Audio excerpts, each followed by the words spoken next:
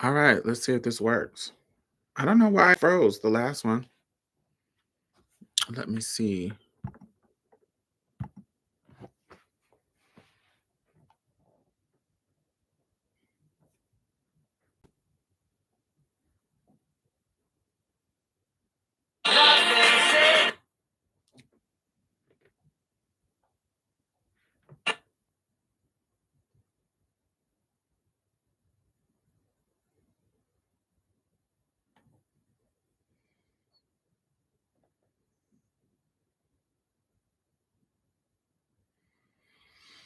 Are we back?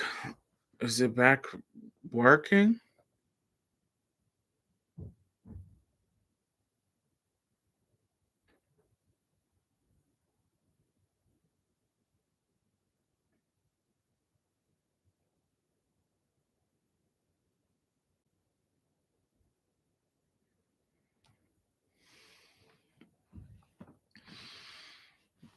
All righty, I think we're back.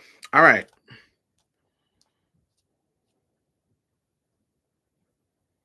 Doo-doo-doo-doo. Hey, hey, Cliff. Hey, Osiris. How is this? Is Osiris? Osiris Axe. All right, I guess it's not frozen. Pause the story in the important part. What was the important part? Where did it stop?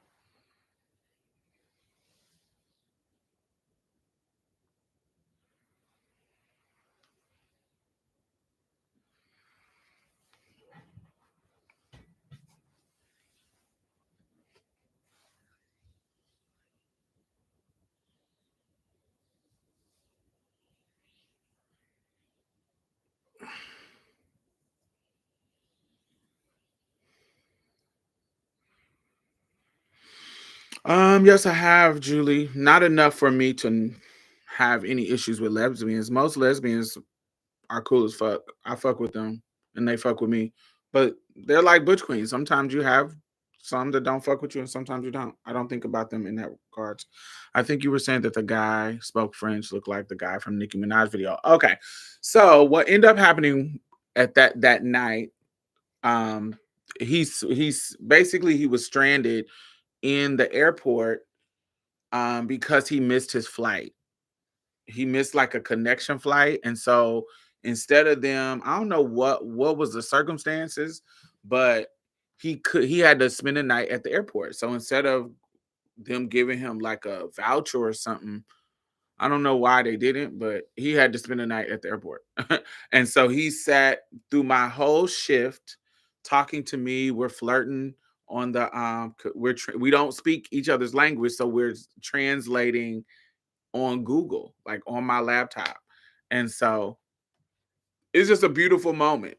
And so when it's time for me to go, his flight to back to Paris um leaves at like 9 o'clock, but I get off of work. I get off of work at 7:30. And so when I get off my shift, he walks me to the office because I got to clock out. He walks me to the office and then we walk down. Like the girls in the like that works for my job, they were like, "Oh, you done caught you a fine one." And so one moment we're going down the escalator, and when you're like kind of coming down the escalator, he's in front of me and I'm behind him, and he turns around to face me, and we have this beautiful kiss. While we're going down the escalator because I'm walking to get my ride to go home. And it's just this beautiful romantic moment between this dude that I just met that night.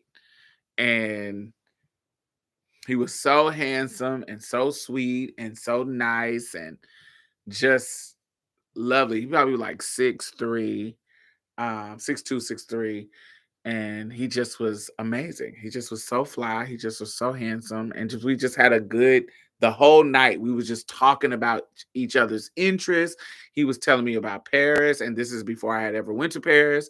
I was telling him about the different parts of the United States that he had only visited L.A. and New York, and so this was his first time in Houston, and I was telling him about the South and I was telling him about most black people live in the South, and he had a different mindset about black people. It just was a whole not negative, but just a different. His mindset was really either New Yorkers or LA people. He didn't really have a Southern context, which is a lot of people that's from Europe. Um, and so this was love at first sight, right? I don't know if it was love at first sight, but I know I wasn't thinking about fucking him. I was thinking about being with him. Opposed to normal times when I have lust at first sight, I'm thinking about how sexy he is and I wonder if that dick is big and da da da da.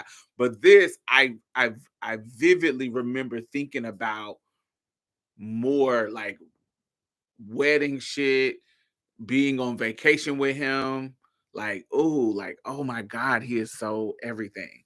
And so yeah, and so it was a beautiful moment that I remember. It just was a beautiful, beautiful, romantic, almost movie-like moment. Like it would actually be a good movie. Just yeah, it would be a good little movie. Like a romantic comedy set in an airport.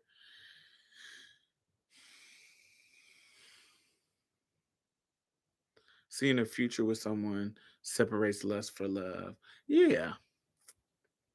And it felt beautiful because I never discussed my tea at all. Like, cause I had we knew we weren't gonna have sex with each other. So I probably was never gonna see him again. Cause at that time I'm young.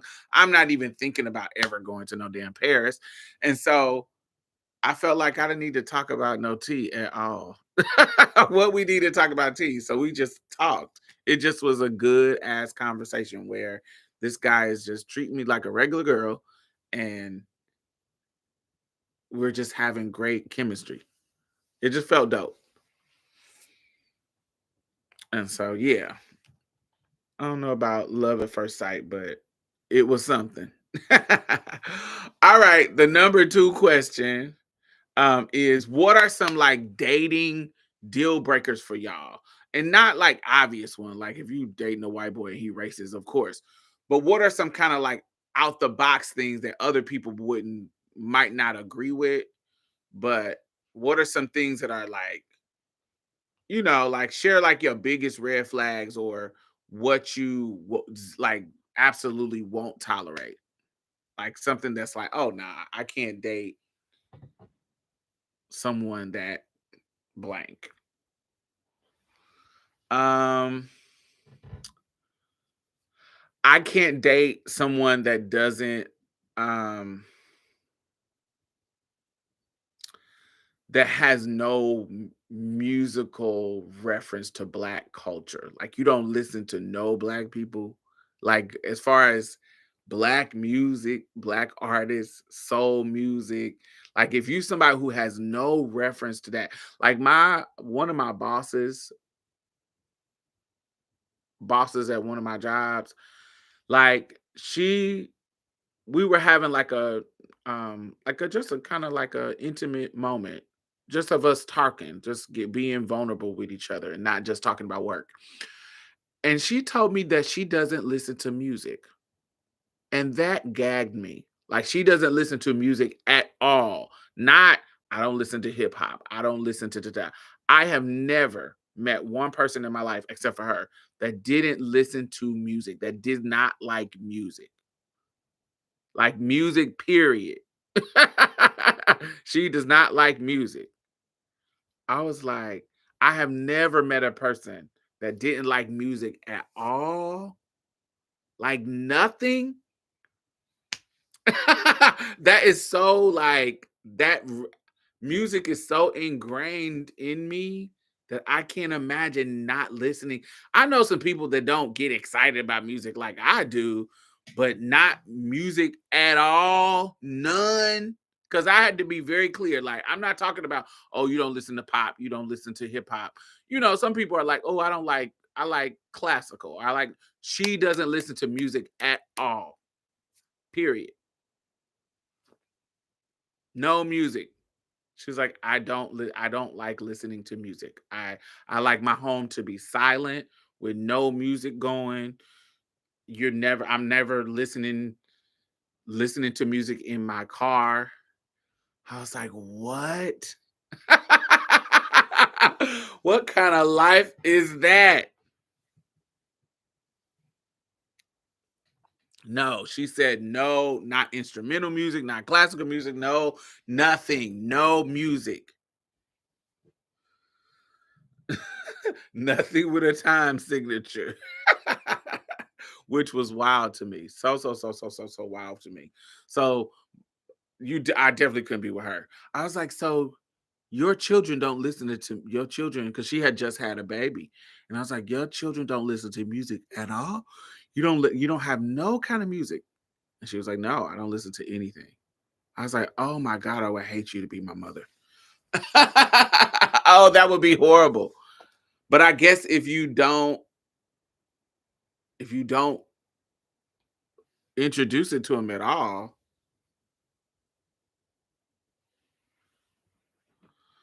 I guess wouldn't be something that they would miss if they never experienced it. But yeah, I couldn't date her at all. But I can't date with anybody who doesn't listen to any black like soulful. You need to have song reference, like black culture. Like you have to have black cultural reference. I'm somebody who will bust out in a song in the middle of a conversation because it's relevant to the moment. I will quote lyrics or I will quote a show. I will quote a movie and I need you to get the reference. Yeah, I need you to have it. Not every single one, but you need to have some of them.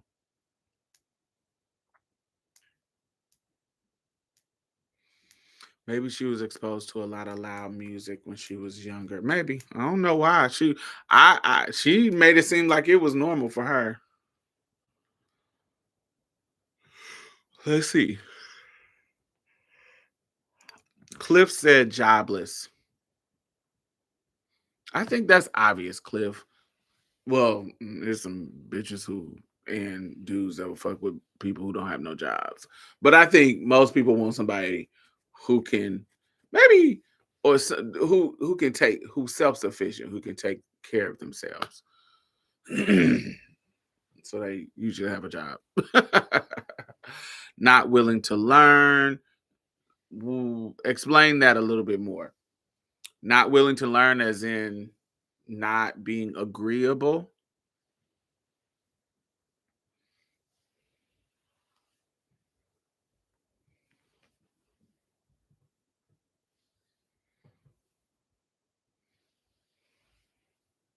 Yeah. I think everybody kind of can agree with that. Who wants to be with somebody with no kind of nothing about themselves? I wouldn't. I don't like that. Mm-mm. You need to bring something to the table. You don't need to be rich, but I need you to match me. I need you to match me.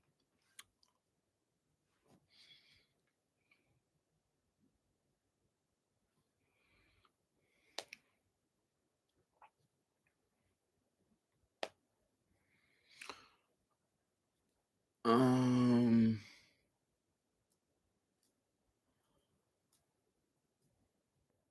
yeah, I don't come to people. Like anytime I'm hooking up, I don't ever come to anybody.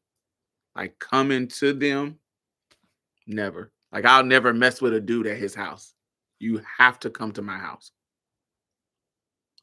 That's like a zero tolerance for me. Like I never hook up with people at their house or like at their hotel. Like it has to be my house or my hotel. Even people that I know, like even people that I know and fuck with for a long time, like you have to either come to my hotel or my house. I never go to I never do out calls.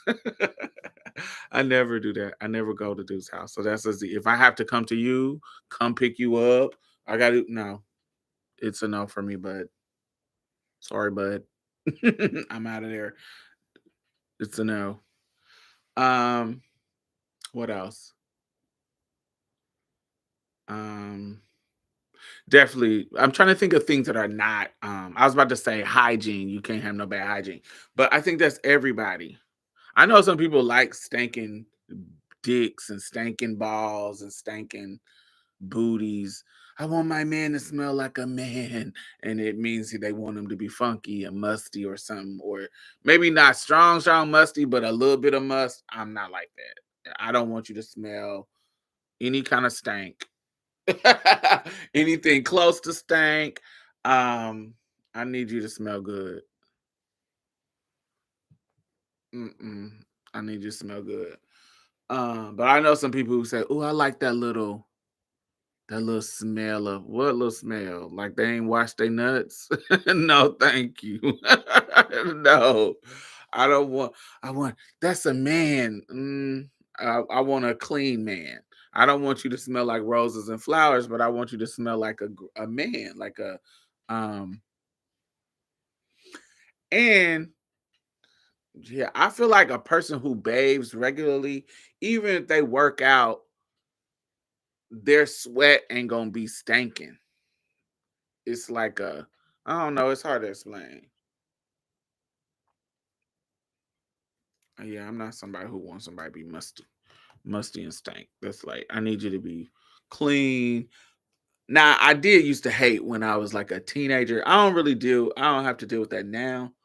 But I remember when I used to be a teenager, niggas used to put baby powder and shit on their dick after showers and stuff. I'm like, man, this is ruining the moment. Now I gotta suck your dick and you got all this dry ass baby powder on it. I don't like this.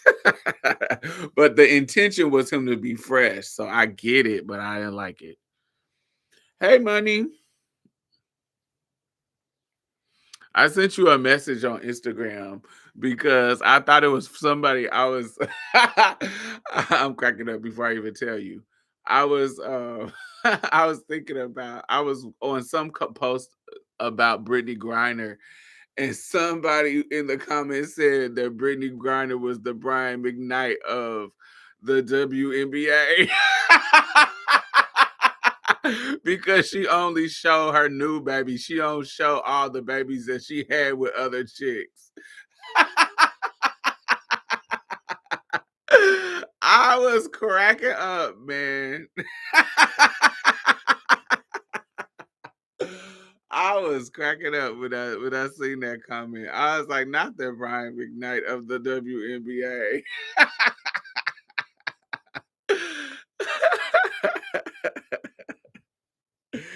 That is crazy. She don't acknowledge them older kids at all. That is funny to me. They said she leaves them, baby.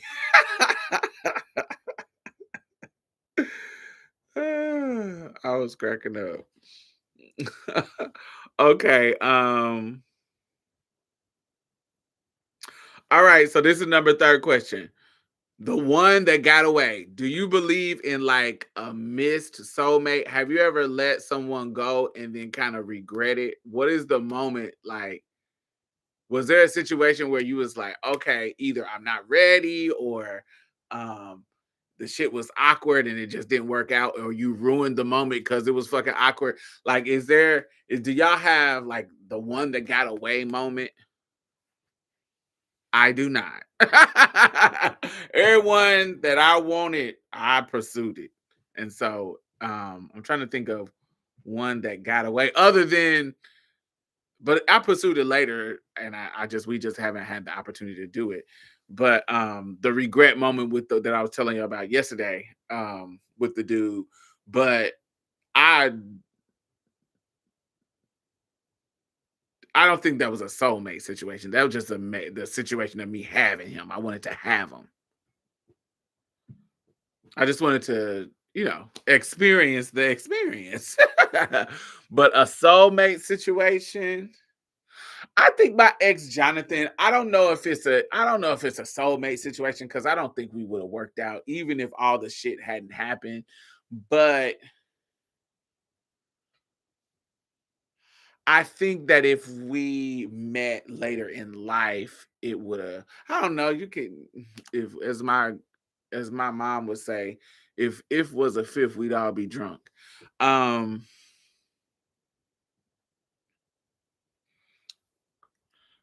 I do. Then he ended up passing away, but I did get to have him sexually. Damn. Um, I there's something about Jonathan that I felt like if we would have got together now as grown adults, I think it will work out. But he got a whole family and a whole situation. But I think based on his life experience and my life experience, I think he's done came to the point where he realized, well, we had this conversation too. He realized like, yo, some of the shit that I was dealing that was happening back then, it would not be a problem now. it what made our love unravel,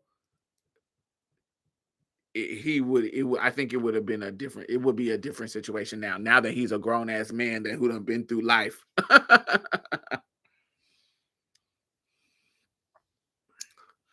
I do.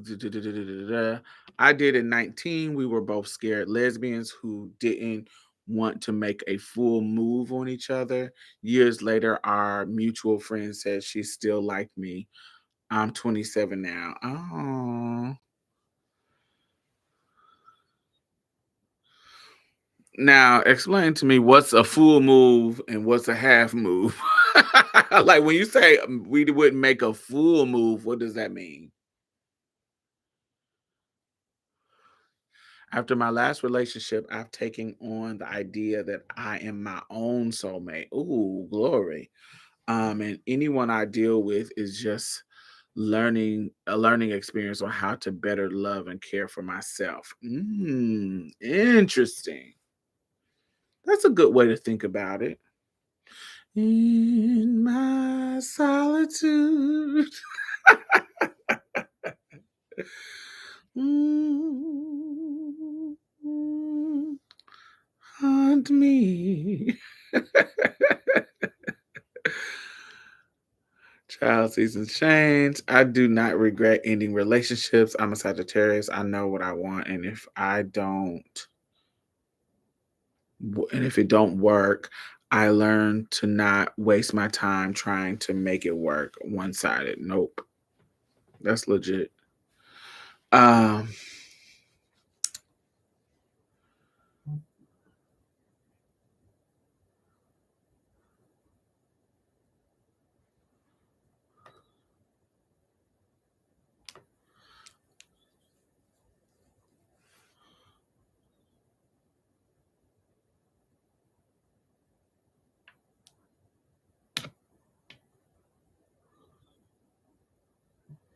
who is this person? Oh, girl, leave me alone. Um,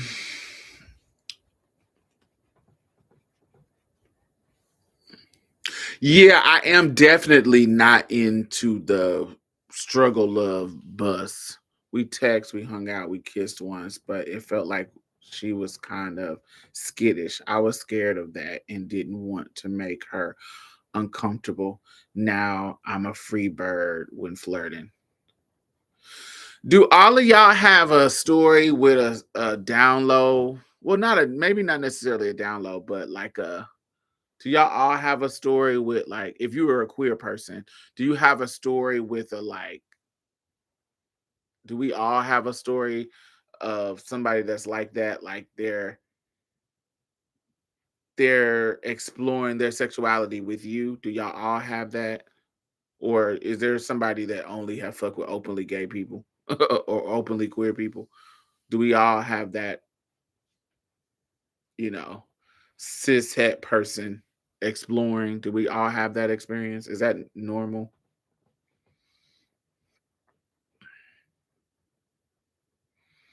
I'm going through it right now. Yeah, I haven't been in that situation in a long time. Not where I'm playing with the idea of a relationship with them. you can deal with down low people, but um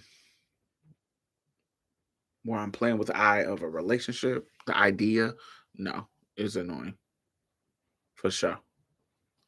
I love love. I love being in relationships and I never regret ending them or do I deny myself from anything or anyone I'm drawn to. She was open but expressed that she didn't feel sexual desire very often. Oh, she was like demisexual. She said I was attractive to her, but I never felt sexy around her. So she was probably demisexual. That's what it sounds like. She was demisexual. I feel sexual desire every day. Work. She probably was demisexual. I definitely couldn't deal with that. I need the passion. I need the fire. I need the lust. I need you to want me, baby.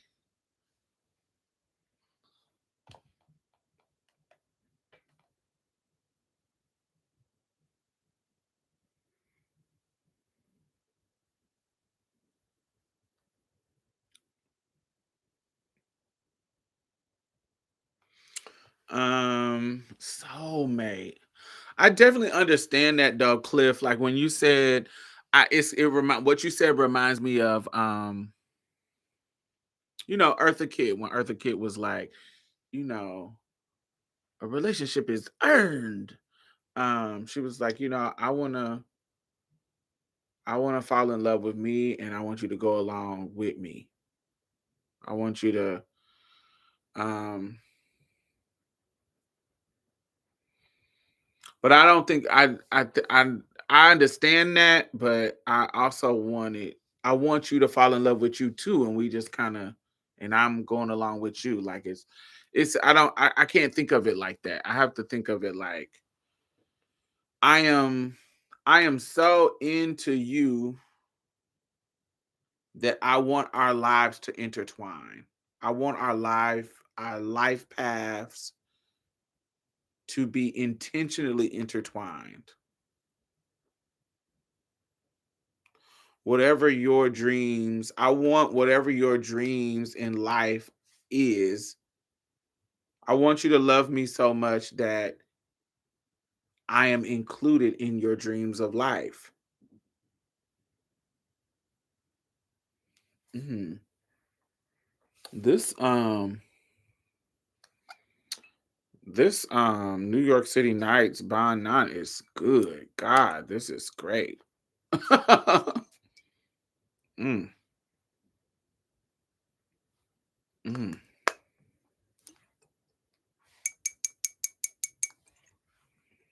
You want to get ate up? This is the one. Mm. All of them, but this one. That's why I saved it for last. I have a teeny story, not soulmates, but just a potential good connection that I fumbled the bag on. I am demisexual, a spectrum, and very awkward. I was in a relationship with a cis white woman who was still waiting on her ex, and so I don't even know what she was doing with me, but I am not wasting my time with those no more. Good job. Push audio. Don't waste your time unless you want to enjoy the ride. I'm also somebody like that. I tell people too, sometimes because you're looking for a relationship, you'll ruin beautiful situations that that are meant to just be experiences. Like this is like the situation with the guy at the airport. Like it was it's a beautiful memory that I have of being treated lovely. A romantic small little it's not some deep situation of trauma or glimmers or nothing. It's just a beautiful moment in my life that I remember. You get what I'm saying? And I think people don't put themselves out there enough to just have the beautiful moment. The beautiful moment. Sometimes it's not gonna be a relationship. This may not be your forever person, But this might be a 3-month beautiful thing that doesn't cause trauma at all. It might be a 6-month, it might be a year that doesn't cause you trauma. It's just because y'all have an understanding and y'all both are good communicators, it's just a beautiful experience. And sometimes because people are looking for, oh, I want the what are we? What is this? Are we boyfriend and girlfriend? Are we trying to make that just are we intentionally trying to go to the next level? And they're overthinking it when you can just enjoy this moment with it. I'm enjoying my time with this person that I like. And it may not go to somewhere serious, but I'm enjoying the time, the moment, the beauty of this person. And so I tell people all the time that you can just enjoy. You can't just enjoy the moment. You like him. Go out on a date, even if it's one date or two dates or three dates, wherever it goes, enjoy it. At least you have, oh, I went on two dates with him and they were amazing. You sat in a restaurant, in a sexy restaurant, dressed up, looking pretty, flirting with a beautiful man for two dates. Have that experience. Enjoy it. Yeah, I don't know. I feel like sometimes tell people don't ruin the moment. Just enjoy it. Everything don't need to be turn into your husband. And everything that doesn't turn into your husband isn't isn't a failure. Hey, two cats. Everything that doesn't I'm trying to think of like Denethan. Like I have y'all done seen him. I done brought him on the show. There's nothing about the Denethans even the weirdness about how we stopped talking because we still talking. We still his sister just passed away recently. And so we still talk, but it's no bad blood, but there was no trauma in our engagement. There's no trauma in our engagement. We I enjoy hanging out with him. We had a good time. We had a good run. It was cute.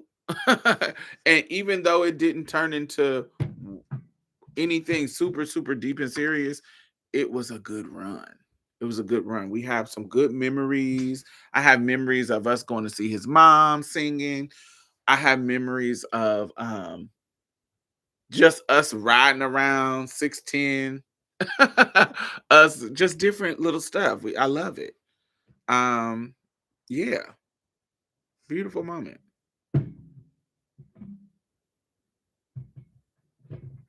Just enjoy it. Let's see. Online dating versus real life encounters. Which works better? Has an app ever led you to your relationships? Have or do you kind of swear by like old school chemistry? I don't really separate them like that. I have had great experiences with meeting somebody online and great experience with meeting somebody in person. So I don't really separate them. Like if we meet offline and there's chemistry, great. If we meet offline and it's not, then it's not. Like I've had moments where it was bad chemistry online. I mean, in person too. Like I've had either one. I don't separate them like that. I think how I think about online apps and shit are just a tool of connection. It's just it's similar to how you go to the club to meet people that you might not run into. Back in the day you would go to the club because you meet people that you wouldn't run into in your everyday at work or everyday life because you live on this side of town, but then you go to this club and there's people coming from all different sides of town, so you just meeting people that you wouldn't normally run into. That's what I feel about online. Like I'm using this is a tool, this is simply a tool of connection. Am I frozen? Am I still here? We still here? I want to make sure we don't freeze again. If you watching, thumbs up. So, um, but yeah, if you're freezing and you what not freezing, no, no, no. If you're freezing, let me know if it's freezing. If it's not, but but yeah, like it's just a tool. That's what I was about to say. My brain farted. Just a tool.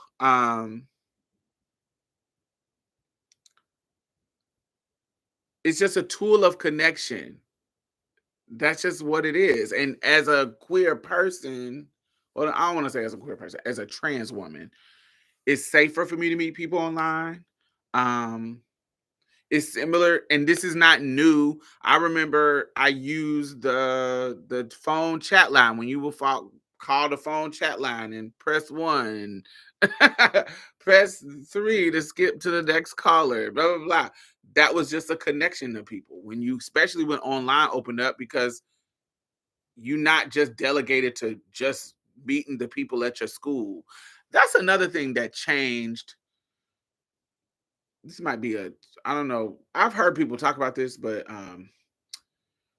there's a lot of force in your youth. There's a lot of forced socialization.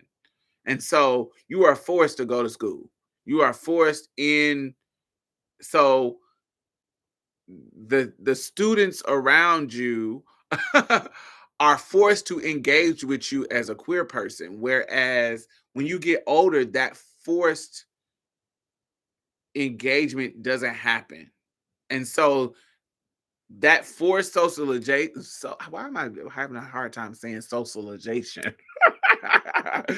That forced socialization puts a lot of times puts you, it just, I think it heightens the chances of you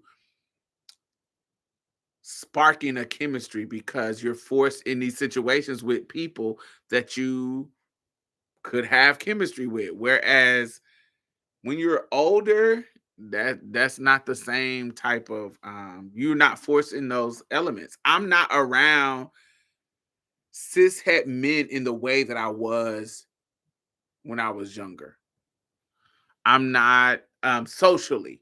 So I come across them at the grocery store, online, in the apps, um, or if I intentionally go to the straight club, that's usually when I meet guys. It's either on the apps, it's on at the straight club when I go to straight club, or when I go to the grocery store. When I'm at the grocery store, or when I go to Best Buy, when I'm somewhere shopping, or the Galleria, da da da da. And usually in those scenarios, I'm out with a mission. Like I'm shopping, nigga, get out of my face.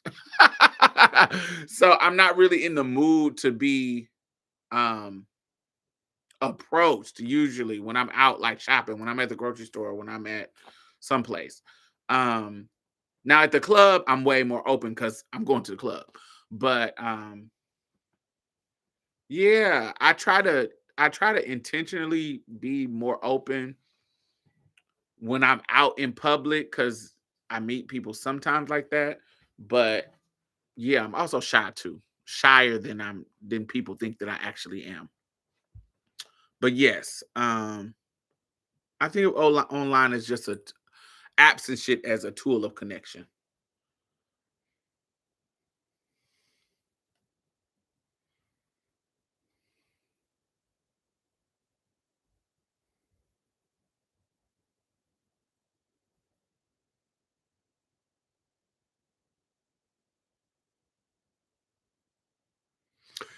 If I feel as though a lot of that for socialization as a kid is what fuels culture, though. How so? Explain that.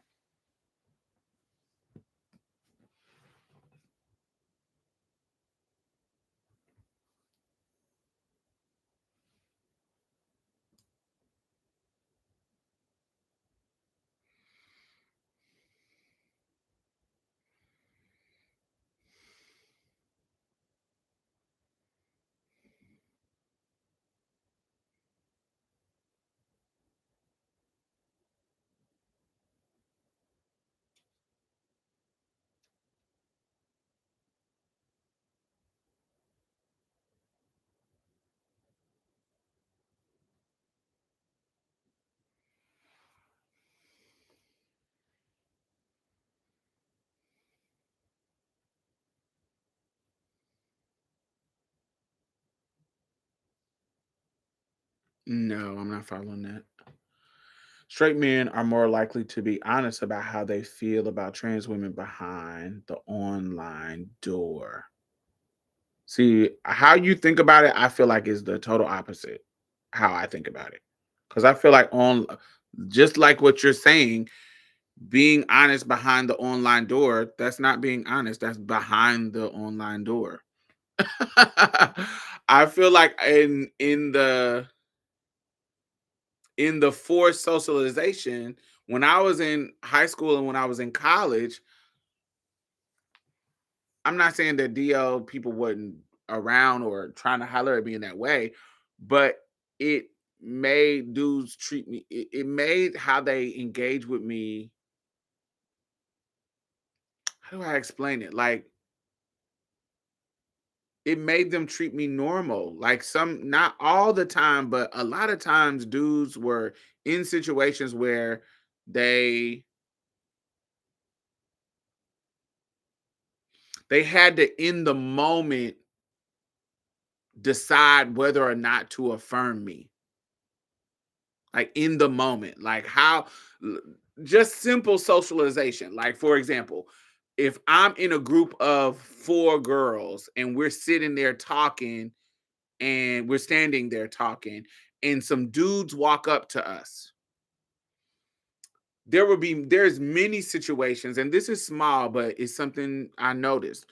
There's many situations where in the moment a dude had to decide his normal. If it was just cisgender girls in the circle, he would hug each and every one of the girls, like, hey, how you doing, da, hey, just kind of simple hug or some type of acknowledgement. But with me in the circle, in real time, they have to decide on whether or not they're going to engage with me like a nigga or engage with me like a girl. And it's a subtle way of me being able to tell, do they affirm me in their mind? Because I've had dudes who never tried to come on to me in regards to sexuality, but if I'm here with the girls, they will sit there and treat me like one of the girls. And then it could be the opposite. Like, I remember one time I was coming out of in our school, it was called the Union. I don't know if that's the normal what it was is it's called on other people's campuses, but ours was called the Union, and it was basically where all the students go and hung out, and different offices was in that building. It was the student union. And so me and my girls was coming out. I was the only trans one, of course. um um I was coming out of the door, and the dude opened the door for us because we were girls. But when he realized that he was opening the door for me, he started tripping. Like, nigga, I didn't want to open the door for you. I'll open the door for dudes. And he went into this weird ass thing. And in my brain, I'm like, what did you expect me to do? Let you open because we're in a line coming through the door, let you open the door for the two girls in front of me. I walk to the side and let the other sis girl pass through and let you close the door so I can open. Bitch, if you don't get your stupid ass out of here. It was like, what did you think I was supposed to do in this moment? Because I'm not doing that. If you didn't want to, get the fuck out of here. But he made a big deal about him opening the door for me, not them. And so he just was a whole weird ass situation. Um, it's just moments like that you are I don't know. It doesn't feel like I feel like online contributes to the DL culture because it gives them a sense of anonymity. Like, a dude in my college, a dude who was attracted to me, who wanted to try to holler at me, he had to holler at me. He had to give me some kind of hint that he was flirting in person right then, because he couldn't online. They can be behind a fucking fake profile or no pictures on their profile and send you a message. Like online, I feel like online contributes to the um the DL culture to me. Yeah, it feels like that's where they can, um like you said, they're hiding behind something. Whereas in person, they for them to try to pull you, they gotta engage with you. Like they gotta flirt. They gotta do something to engage with you, or not, or don't. Whereas online, they can, you know. I remember when I was in college, and this proves my point. Well, not that I'm trying to prove my point to you, but just give you my thoughts on it. This dude, he saw me in the library. I'm doing my schoolwork, and he saw me in the library. He saw me online. He would never come on to me. He would never talk to me in public, but online, he literally. I was on the computer on the second floor. He literally goes. He sees me on the computer in the second floor. He literally goes to the computer on the third floor and starts messaging me online, talking about, "Oh, you looking sexy down there. I see you on the second floor. If I show you who I am, are you gonna tell people?" Dude, that's some download on, and only reason why he was able to do that is because of online access. He was online able to send me a message from an empty profile. But if the online thing didn't exist, if he ever wanted to try to holler at me, he would have to speak to me. Not saying that he was down low, wouldn't be still down low, but he would have to directly, openly talk to me, flirt with me, tell me something that he's interested in some kind of way instead of hiding behind the computer. It feels weird.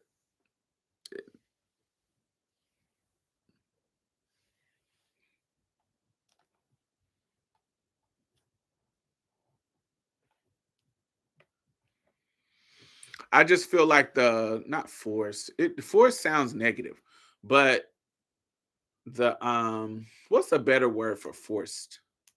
Not forced socialization. Um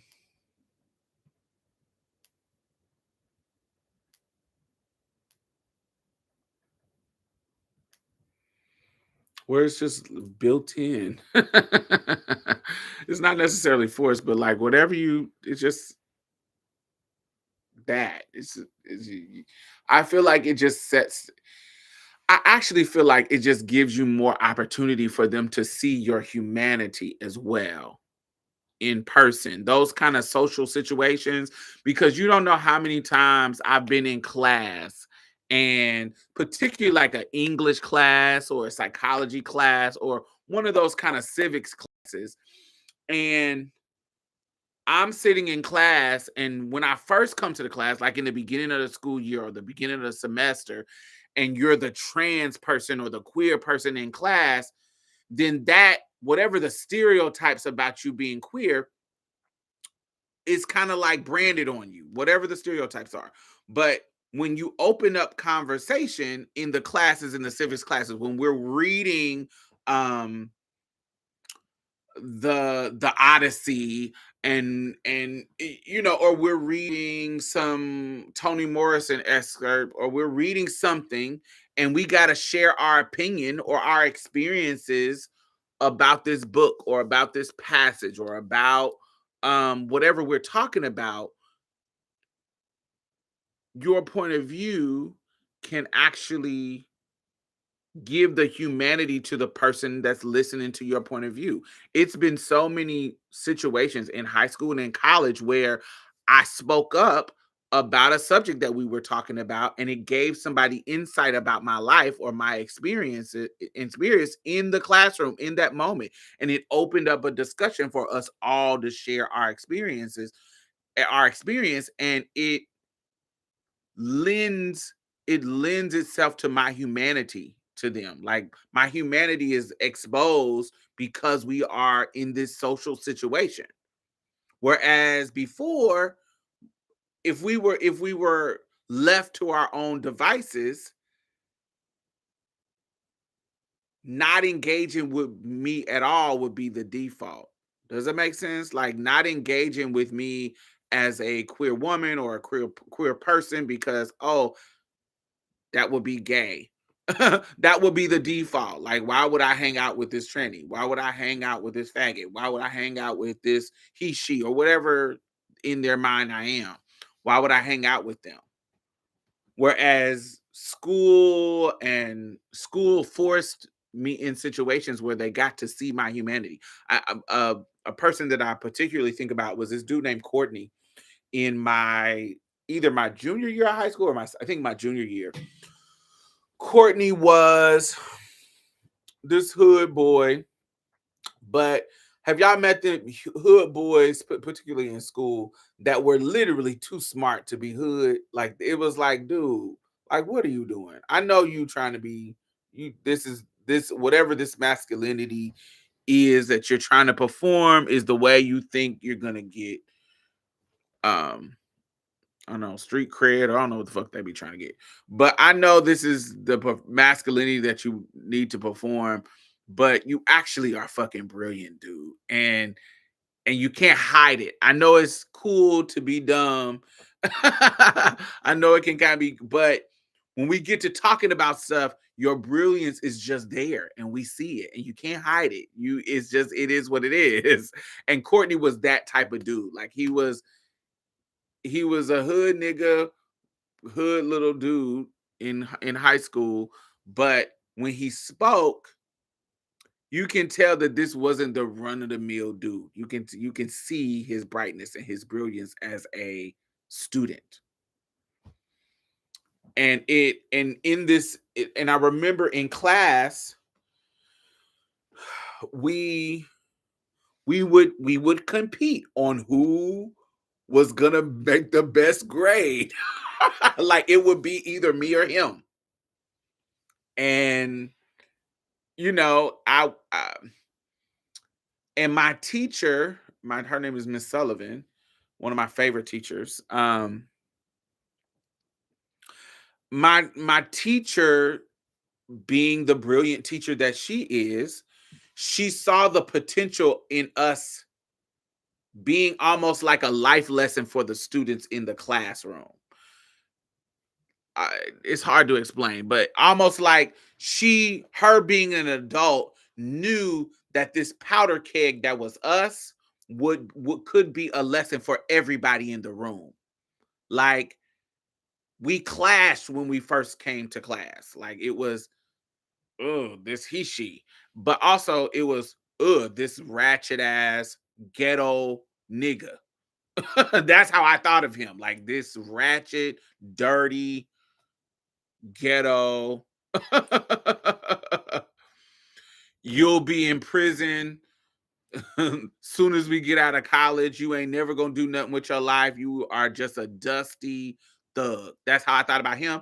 And me, he's thinking of me as this alien drag queen, um, souped up faggot,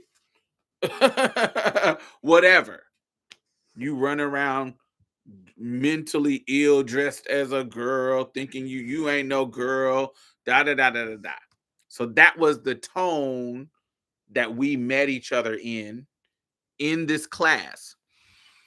And so my teacher used to force us in groups together. Like, when we do group assignments, she will force us in groups together. And what it did was, it would force us to talk and force us to intellectually see each other. like intellectually see each other and spar enough to respect each other's mind.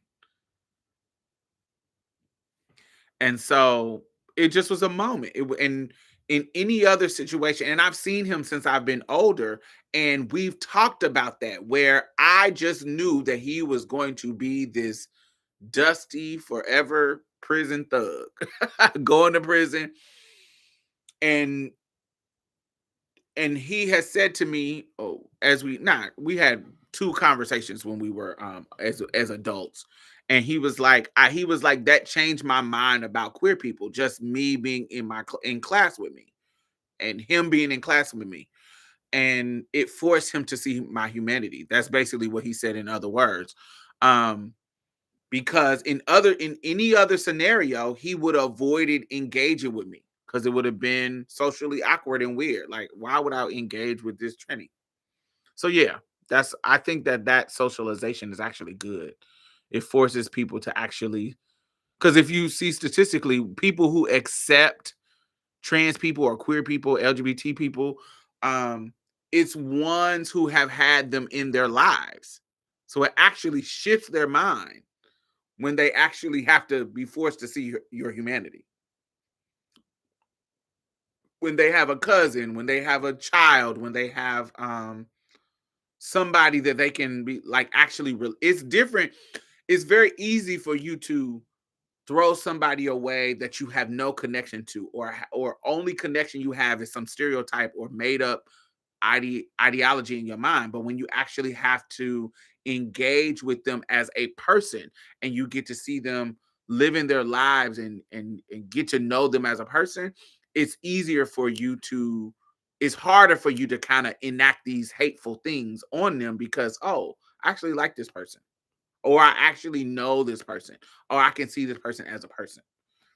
And so that kind of connection, that kind of socialization, I think is really important. I think as you get older, you get more isolated,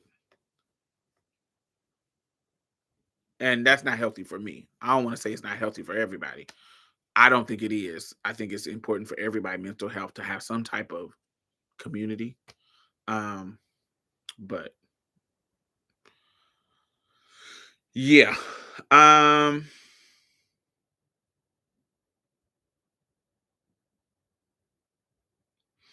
all right, so question number 5. Would you rather a great first date or a long, slow burn romance that led to a romance? A great first date, like in the beginning, is just boom, or it slowly builds up to oh, I love this person. Which approach, to like love excites you more? Like a explosive chemistry in the beginning, or something that builds up over a long period of time? I hate a slow burn. Ugh.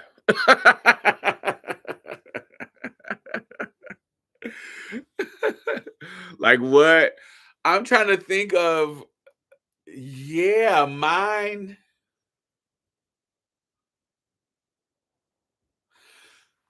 So I think this is the Pisces in me. I'm a Pisces, so I'm always about making dreams happen.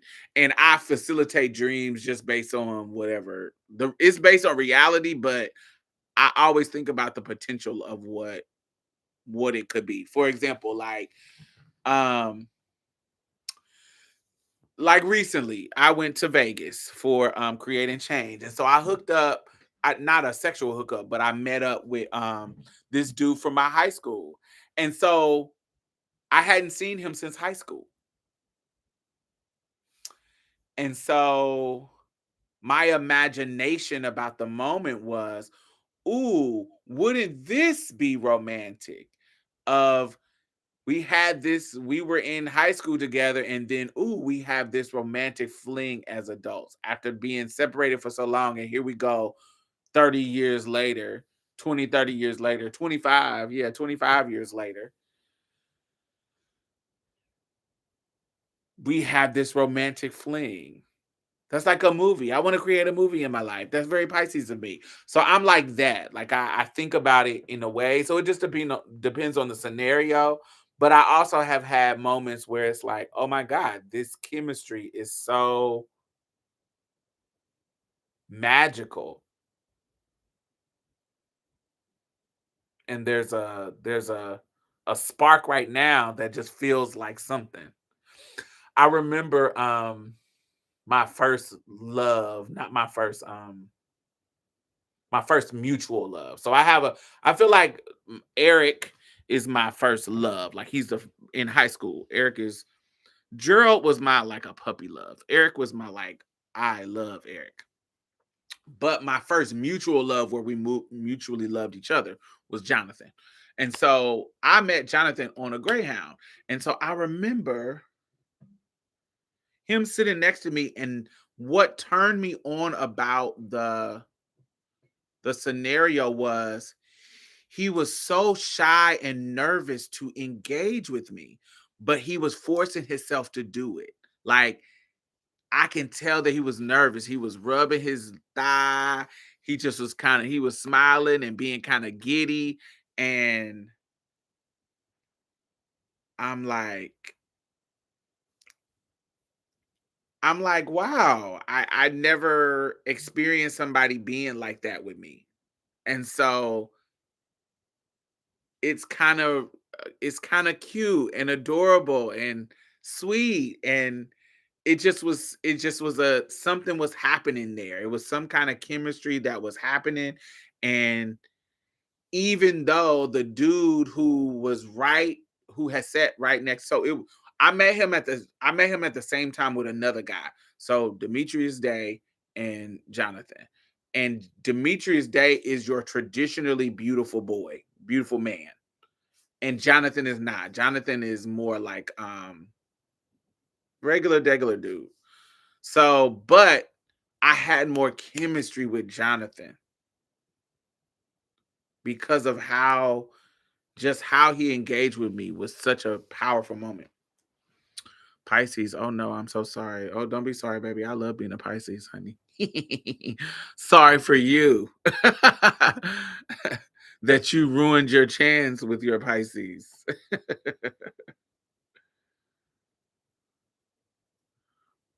I really enjoy hearing your insight about this stories about your classmate Courtney. Connections are important. Yeah, I think Courtney was a watershed moment. Is that what it's called? A watershed moment. Not only for him, but for me too, because I thought of him as just this kind of I was like just a typical bully ass thug. That's what I thought about him. And so, but by the time we ended the class, I had learned so much about him that I kind of I wouldn't say a friend, but it just was it was something that it was a certain level of respect that we garnered for each other. To so much so that I never had to worry about Courtney doing any kind of laughing or bullying or chiming in on if he was dudes if there was dudes that was doing that kind of stuff. It totally changed his engagement with me.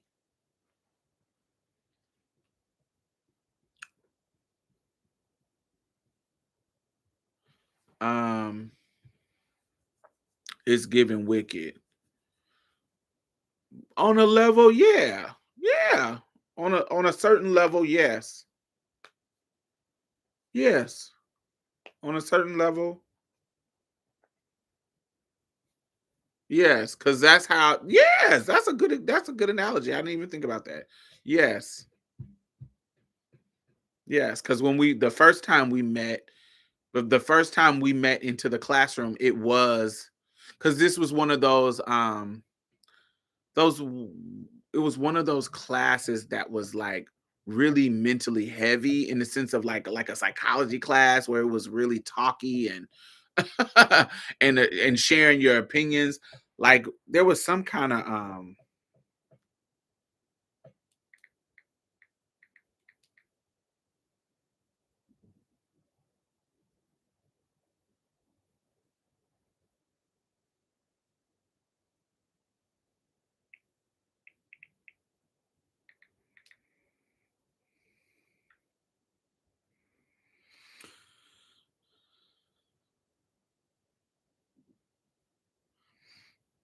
So there was we did something about four temperaments. So let me see.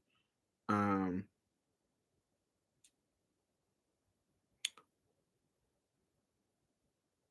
and he was sanguine.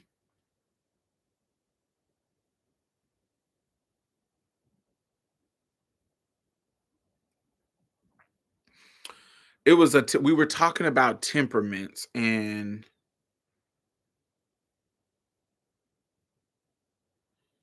there were four different ones.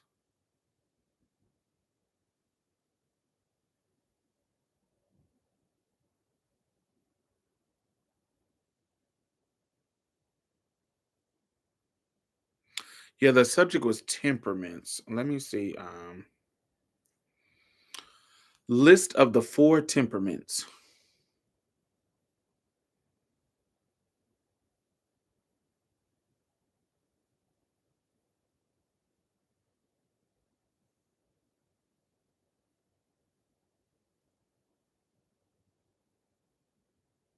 Yes, so it was, yes, it was a psychology class, and we were talking about the four temperaments, and it was sanguine, choleric, melancholic, and phlegmatic.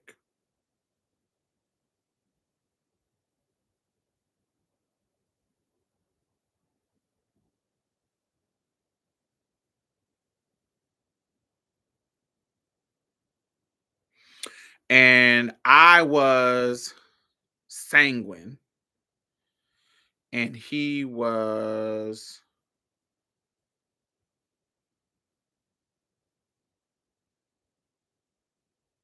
no, no, no, he was sanguine and I was phlegmatic.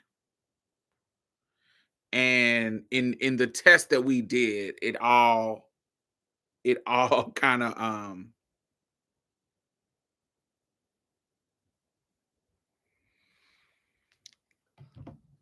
it, it all kind of, this, we're literally learning because this is some new concepts to us. Um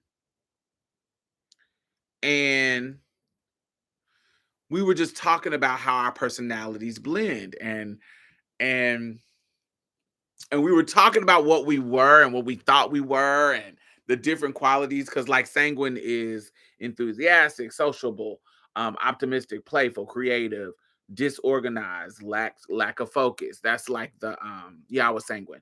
So that's like the negative, the disorganized, the lack of focus, da da da da. And he was choleric, which is ambitious. The positive is ambitious, confident, decisive, strong-willed leader, and the negative was impulsive, aggressive, impatient, and insensitive. So imagine him being a choleric and I'm a sanguine. And one of the weird moments in the situation was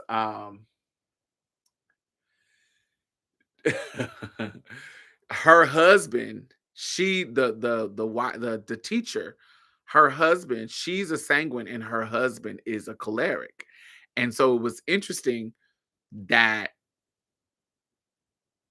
I am a sanguine and he is a choleric, because the chemistry between us, like the whatever was happening between us, you could cut it with a knife.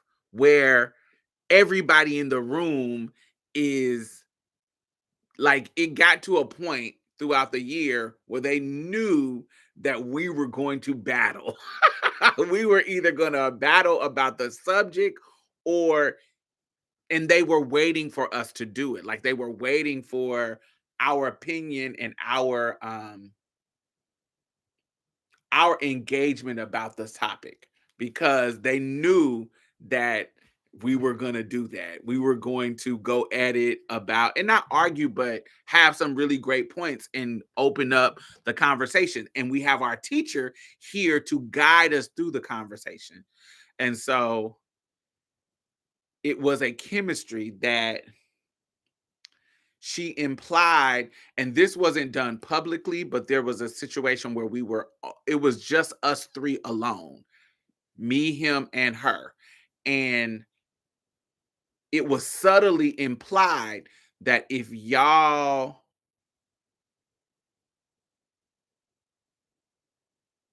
y- if y'all identity circumstances was different, y'all probably would be the best lovers. That was the implication. If the if I was a cis girl and he was if I was a cis girl, it would all work out. Actually, that's the way. That was the implication of what she a teacher, so she couldn't say exactly that, but in other words, it was like, oh, if y'all situation was different, y'all would be in love. That's how me and my husband, because me and did whatever this chemistry y'all have, me and my husband was the same, and he's choleric and I'm sanguine. And you could feel it. It was palpable. It was actually beautiful.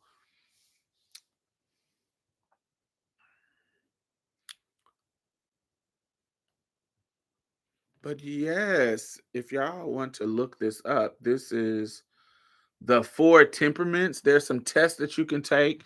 So, did y'all use this Dr. Money? Did y'all use these? Did you ever study these sanguines, these temperaments? Sanguine, choleric, phlegmatic, and melancholic. Did y'all ever talk about them, Money? She's a doctor and a therapist. But you can search it. Understanding temperament, why you act the way you do. And so she brought these was a part of this the her curriculum in high school. And they were it was one of it was really, really good. It was really, really fun. And you can take like I'm sure you can find an online test where because she that's what we did. We took a test and we revealed who we were by the end. I want to say by the end of the class, but the middle of the class, we had to reveal um in one personality psychology. Yeah, it was one of them classes. This was my junior year in high school, and how she set up her curriculum was you take the test in the beginning and then you learn about each one and you it's almost like you guessing which one are you, and it was different scenarios that she would put us in, and how we respond to it. We had to guess like which one, how would this person respond? How would this person respond? Da, da, da, da, da, da, da, da. And you had to guess which one you were and how you tested for it. And by the middle of the semester, she revealed who you were. But before you reveal who you are, y'all having these beautiful discussions about these temperaments and these scenarios and da da da da. And so there were some people who we automatically knew, oh, you are choleric, oh, you are this, or you are that. And then there were some people that was surprised us where we like, what? It didn't make sense. But then when you think about it, it actually does make sense. It was a beautiful moment. It was a beautiful, beautiful learning moment that I remember in high school. That was kind of dope. That was dope. Um, let me see. What about? Okay, this is a good question. Number 6. Fate versus effort. Do you find love like it just happens randomly?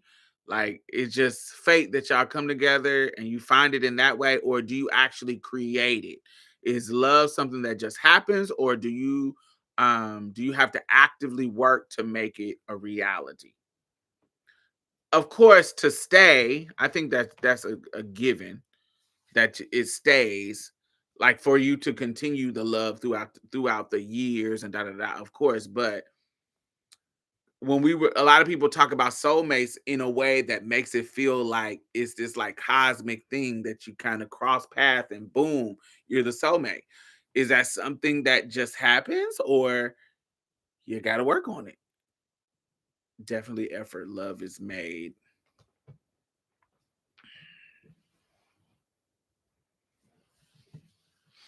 Yeah, I think I'm in that boat too. I think I'm in the But there is something there. I don't know what it is, but there is something that needs to be present that I don't have control over. And it's not just attraction, but it's something. I think I call it chemistry too. That chemistry, attraction, whatever all of that combined is, that I can't control. Like it's just there. It's just there. It's just um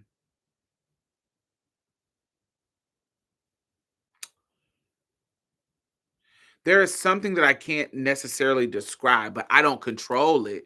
I don't and it there I'm also not somebody that is.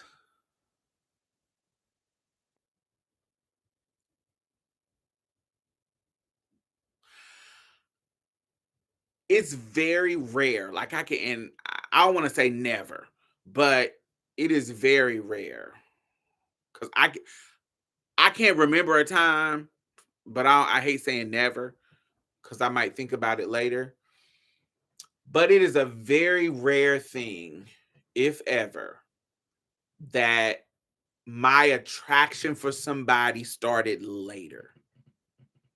Like, people be like, "Oh, I didn't like them at first, and then after 6 months, something just changed." That ain't never been me. Never.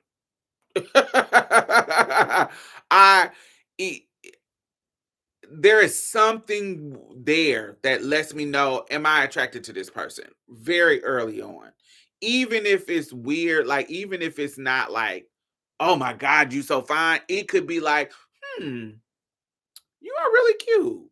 Like, uh, we may not be on no talking level or trying to flirt with us. It may not be no flirting chemistry, but I can look at you and be like, could I ever talk to this person? I've never been in a situation where I'm engaging 8 months and months and months and months and months, and then 6 months down the line, a switch just happened. Oh, I I think I like this person. That don't happen to me. That don't happen to me. I can see I hear people saying it happened to them, but that doesn't happen to me. There has to be a baseline of.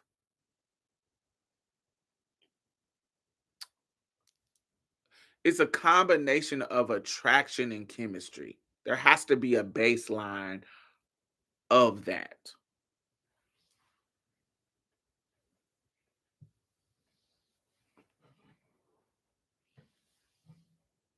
Yes, that's happened a lot.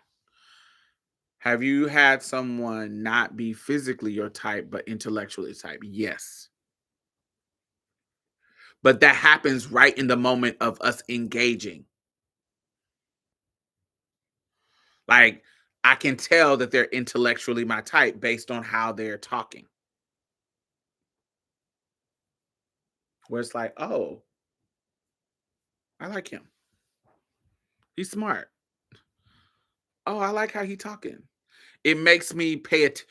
So beauty, physical beauty, I'm paying attention to you immediately. Intellectual beauty is like oh, it's like I wasn't paying attention to you, and now you're talking and you're speaking like you got some intelligence, and I'm like, hmm.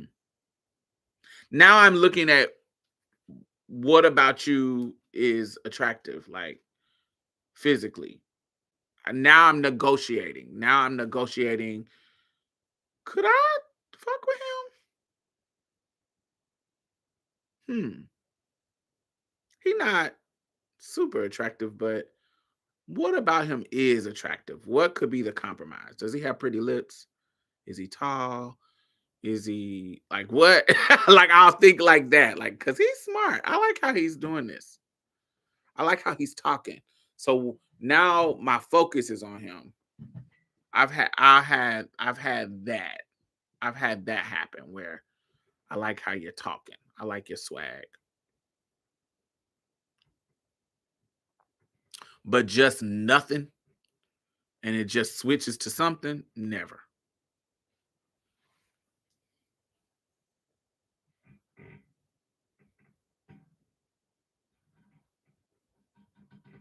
Everything is random. What do you mean by that? Have you had it's in regards to love, everything is just random? Have you had someone no, wait. Maybe the soulmates would be effortless. Maybe the soulmates would be effortless.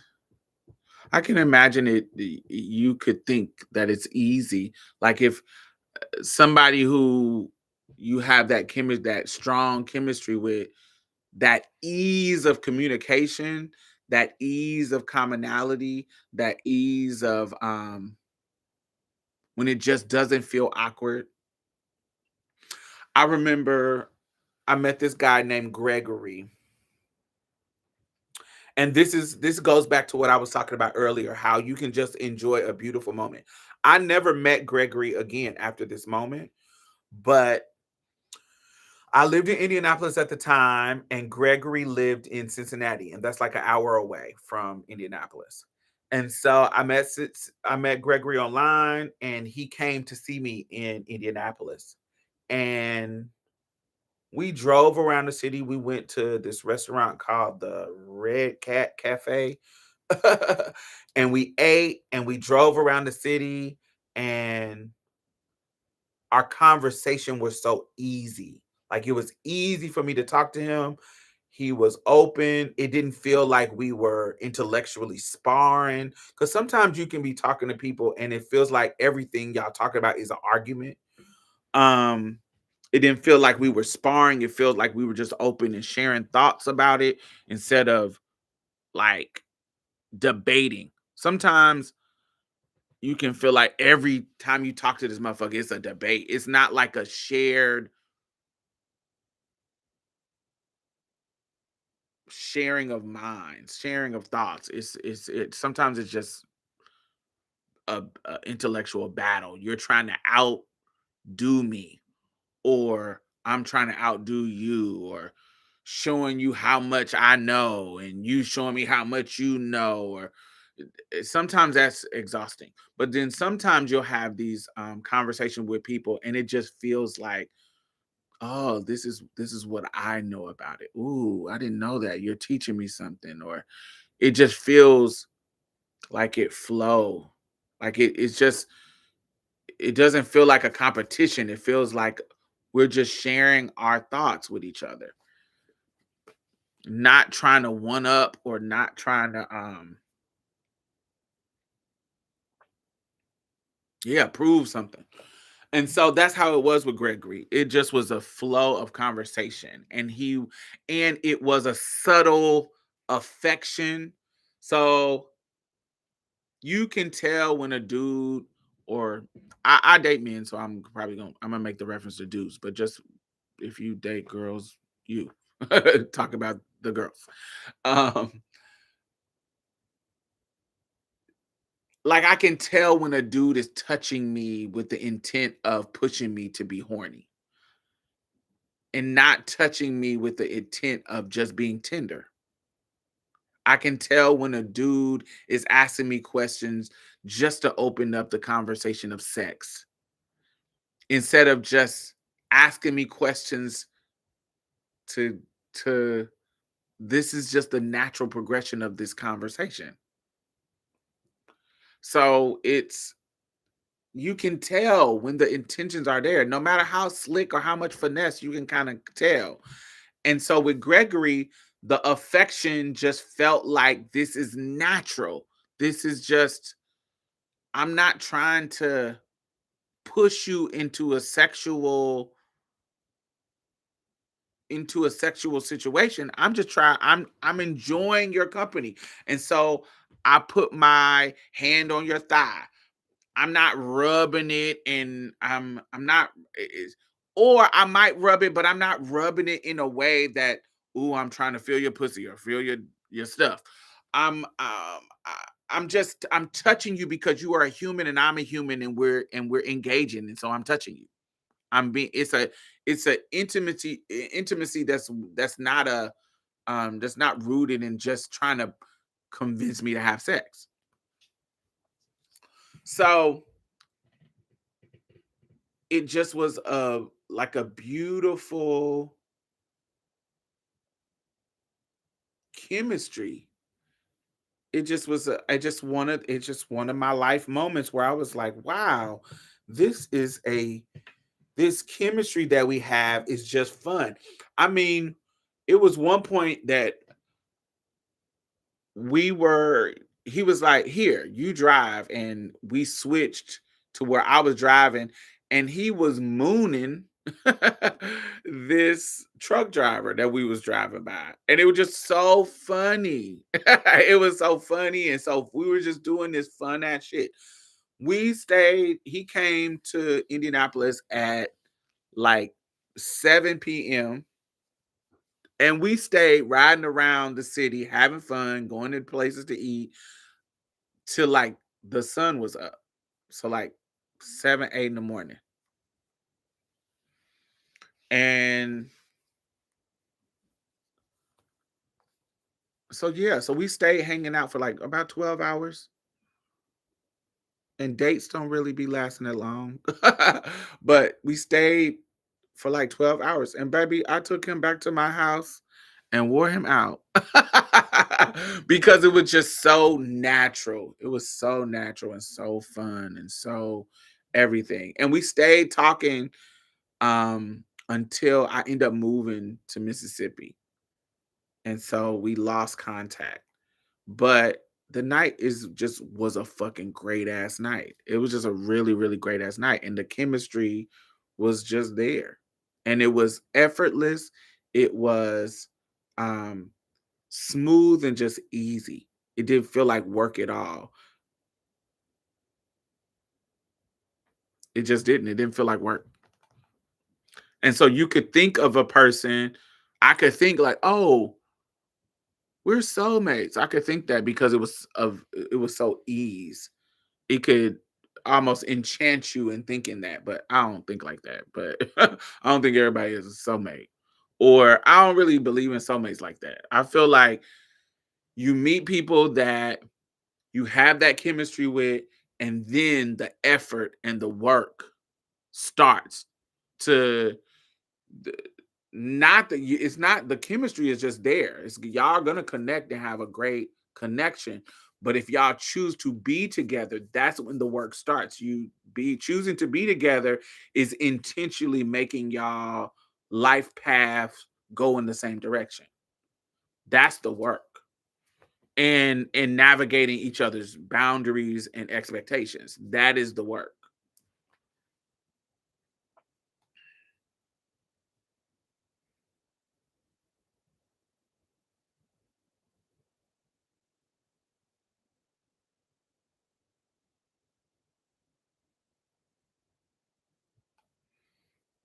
Thumbs hit the thumbs up button, y'all.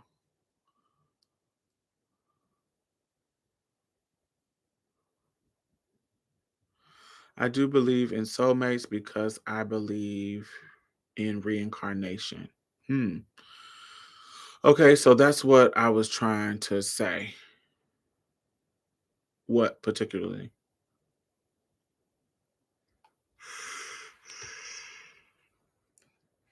Okay. So opposites attract or birds of a feather flock together. Do you seek someone who challenges you, like who is kind of like your opposite, who is kind of like sharpening you, or do you prefer a partner who is very, very similar to you, where there's very little clash, where they're like, what is your type of love that you look for? Opposites or more similar to you? I feel like it depends on what we talking about. Politically, I want us to align. I don't want us to be too much different politically. I want us to be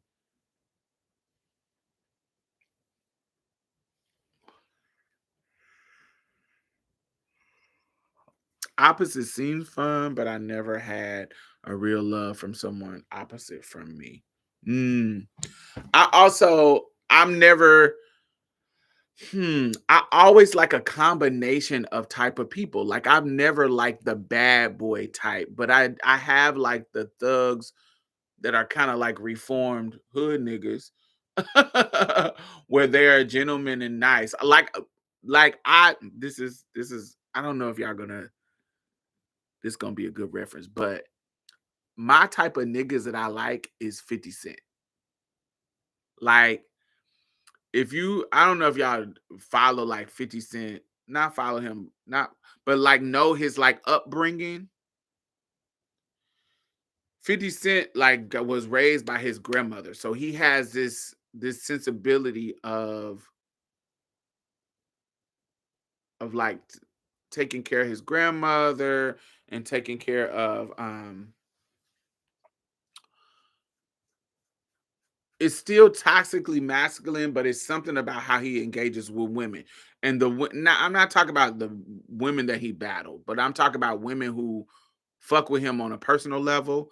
They all have positive shit to say about 50 Cent. Like, yeah, they are in regards to him, how he engaged and treat them right in that regards. They all have positive shit to say. Even Vivica Fox. It's a certain level of and it's about how he's engages with his grandmother. So any dude that I really like, really fuck with, there is a chivalry in them that was taught to them. They might be, not saying that they just fully that,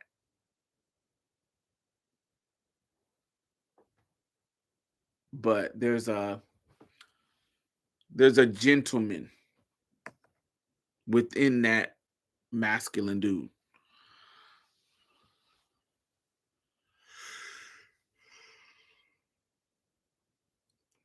As an example, I'm an introvert, extrovert, but I don't like dating introverted men. They got to be extrovert. Mm,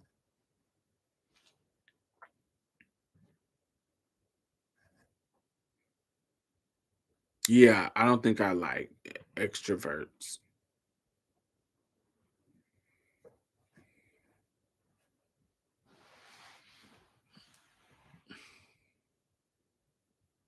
I don't know if I ever want to be with the opposite, but I definitely want to learn and be intrigued by your differences and specialties.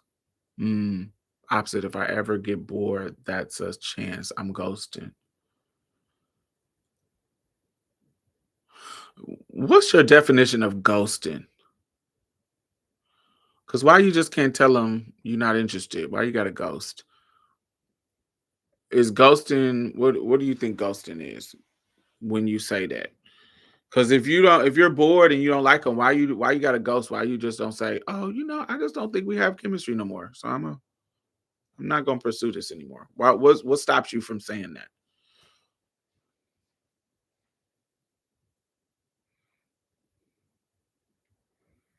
I ghost people, so I don't want you to think that I'm judging. I ghost people, but I'm trying to understand what makes people not communicate the ghosting, and I can tell you why I do it. Something internal.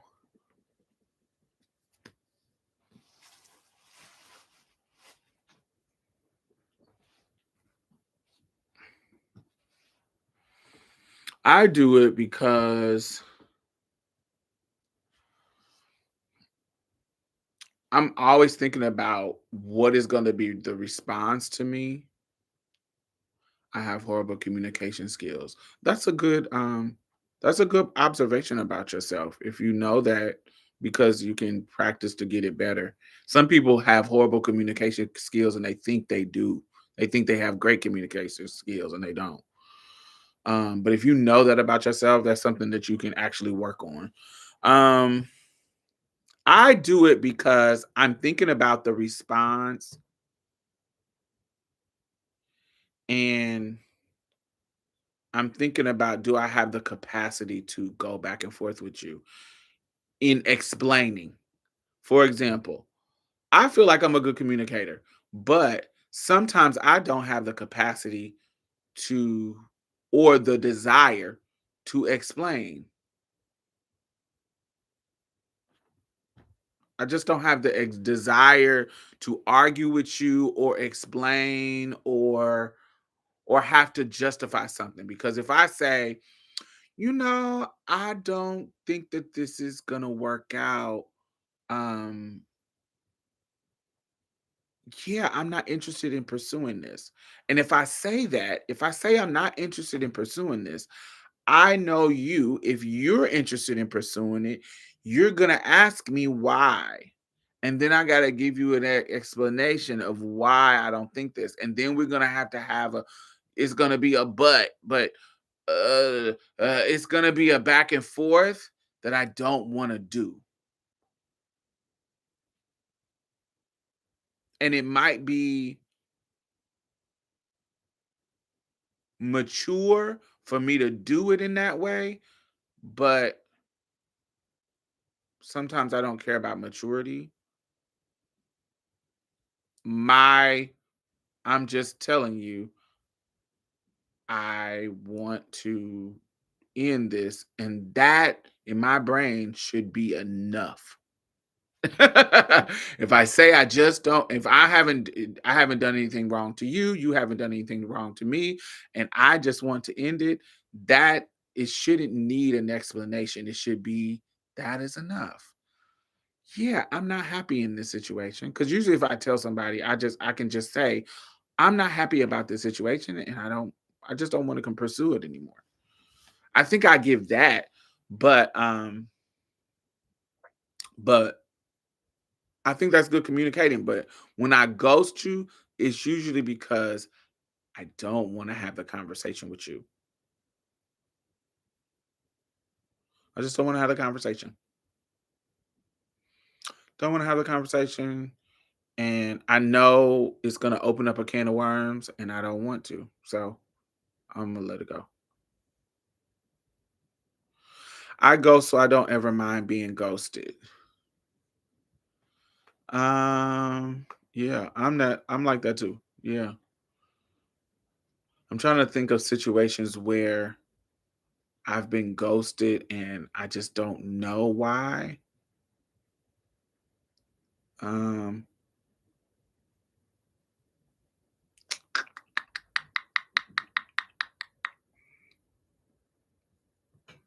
yeah, I don't.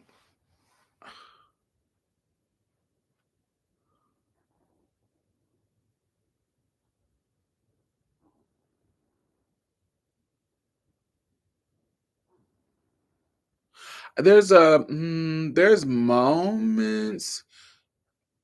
So I have this. It's two dudes. It's two dudes that I'm like, I wonder what happened to us. Why, what the disconnect was. This dude named Dedrick and this dude named Jeffrey. Me and Dedrick hooked up a lot. We hooked up a lot, but there was a moment where we still chit chat with each other, but it doesn't he doesn't give me the same energy that he used to give me. And I'm like, I wonder what was the what I was moving on to somebody else anyway. But there was a switch that happened with him, and I wonder what sparked the switch. Because we hooked up for years. And I'm like, I do wonder what sparked the switch. And then Jeffrey, I don't know. I don't know why what happened with Jeffrey. Jeffrey just started to he still would engage with me and hit me up and talk to me, but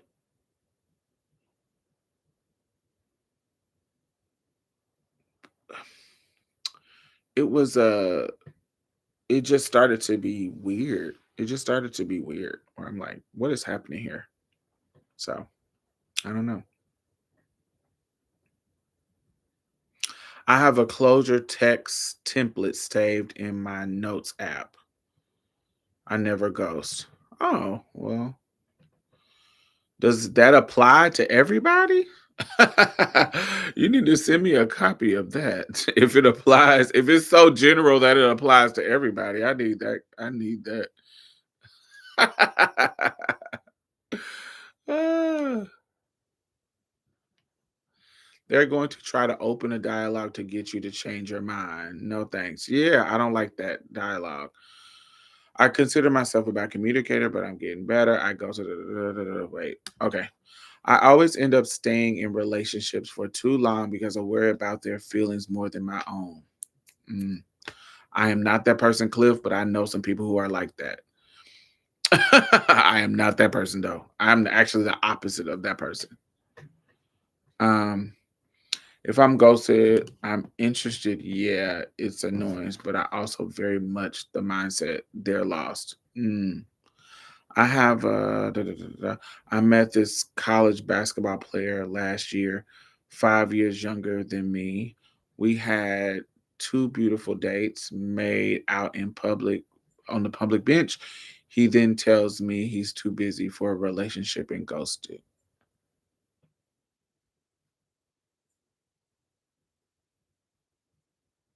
Mm. Only time I don't like being ghosted is when I was in sex work. Don't set an appointment and I get ready and you don't call. And you no call, no show. Yeah, I don't even consider that ghosting. I just consider it no call, no show. I used to be over it, but I look at it as maybe that was the killer. Have you ever been in a relationship and didn't know you were in a relationship?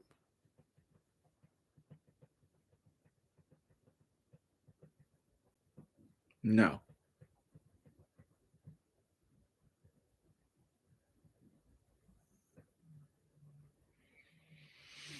Where something I have been in a situation where somebody says something that's deeper than what I thought our relationship was, but I don't think it was like a relationship to them, but like somebody who loved like this guy, I we only have a sexual relationship, but our sexual relationship was many, many years, like 10 years, 10 plus years.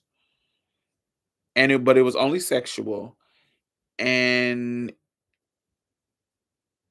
he had this I love you situation where he was telling me he loved me. And it was so like jarring because he was serious. And and in my brain, because we were just a sexual situation, you can't do that to me as a Pisces because of what I told y'all, because my brain will go down the rabbit hole of the what ifs. It will go down the, oh, well, if I thought that this was that, but if it's this, then what why are we not exploring this? You can't be like, I love you. And then my brain doesn't try to explore that.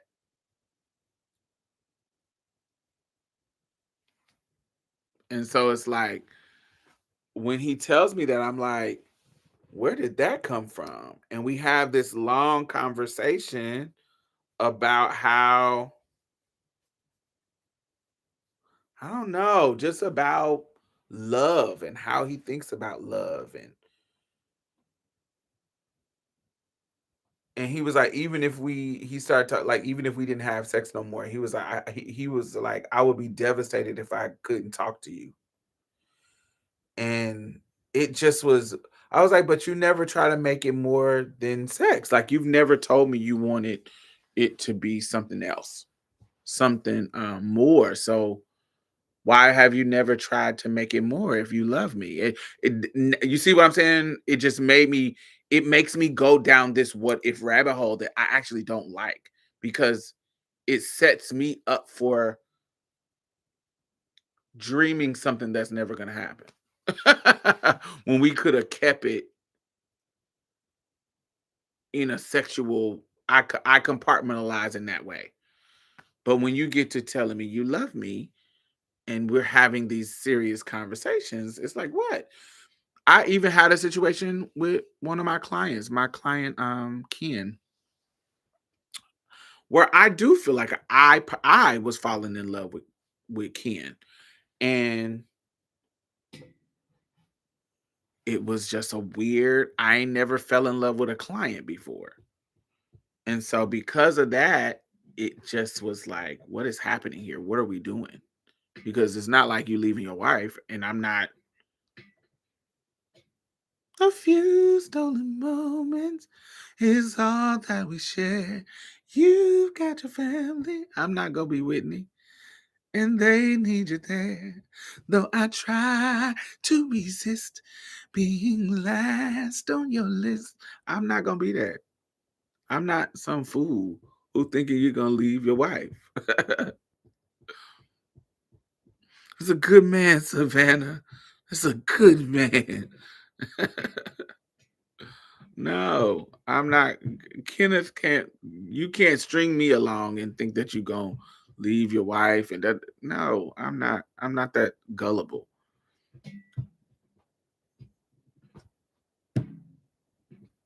But I was having feelings because I'm a. I, I put stock in people doing things for me, and he was doing things that he didn't have to do as a client. He was doing extra stuff that was rooted in care for my well-being. And that's very, and in my life, that's very, very rare. Usually it's either transactional or I'm either being used or it's transactional. For somebody just to be doing something that they don't have to do, that's rare. And so, especially from a man. And so he was doing things and we weren't hooking up on no sexual stuff. He was just doing shit for me. And it was like, and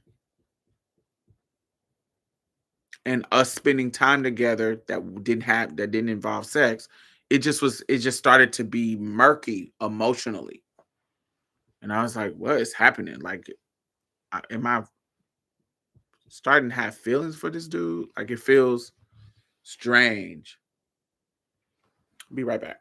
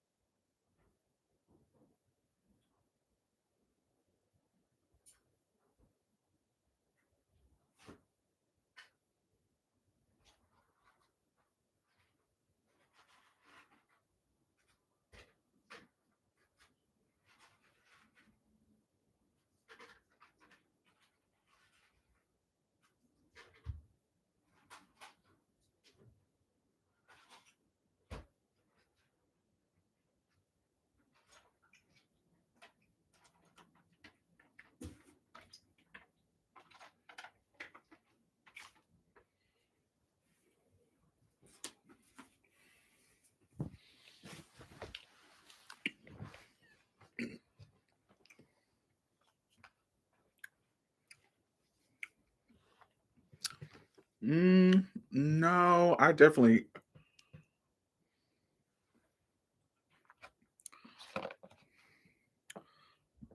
Well, Pretty Woman dude wasn't married either.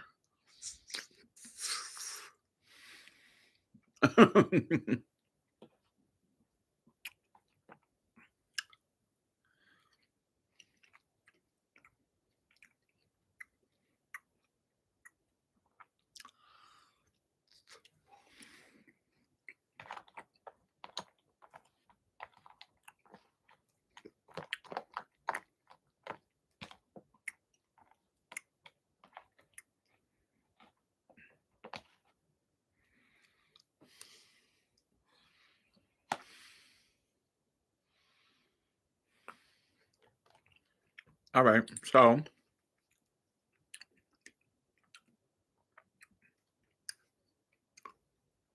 what is some of the worst dating advice that you've ever heard? That's funny.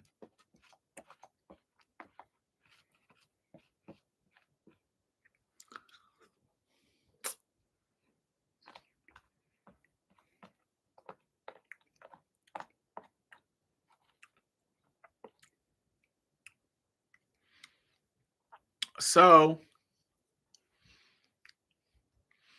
did y'all have a queer birds and the bees talk? You know how your parents give you the cisgender straight birds and the bees talk, but did y'all ever? Who gave y'all like the queer birds and the bees talk? Did y'all even get that? This is yogurt and blueberries. I love this.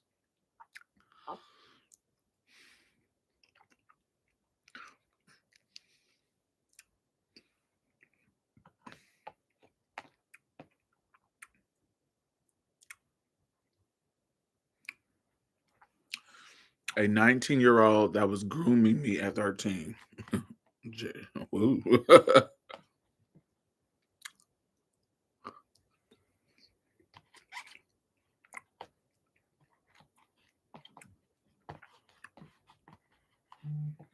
What was his talk? What did he say?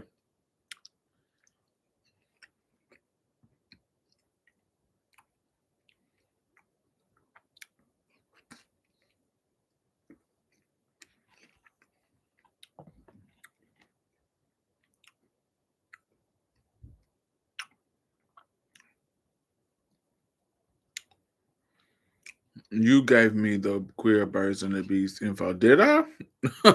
What info?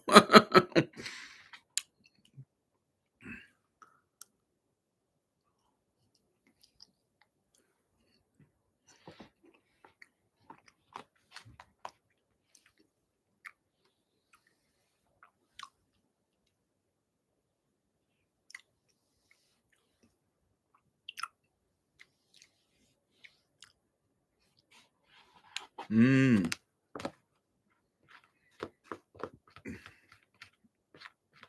My first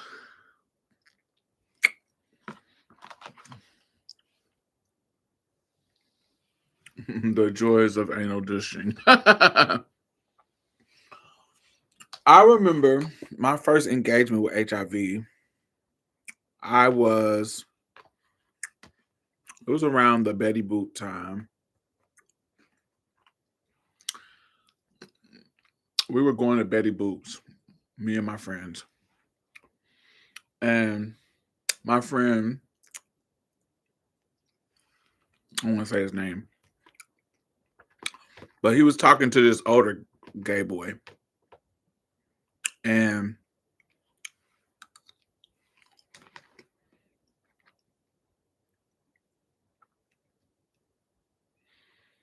because we were young, the older boys would try to talk to us or whatever. And he was talking to one, and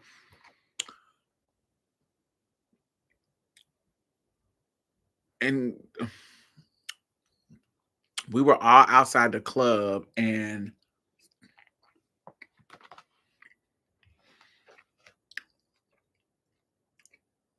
the gay boys was making these little jokes.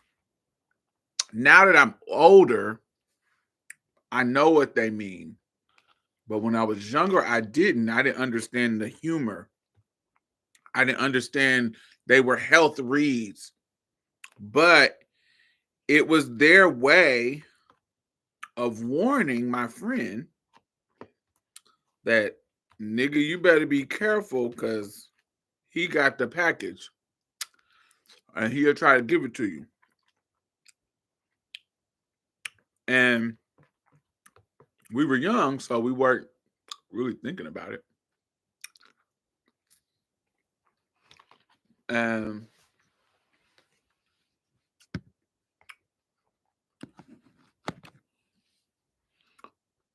We weren't really they weren't giving us the birds and the bees, but they were giving us like these little health innuendos, these little health reads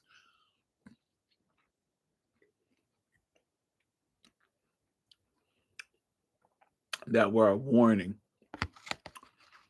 Like you little queens better be careful. Because apparently they knew his tea.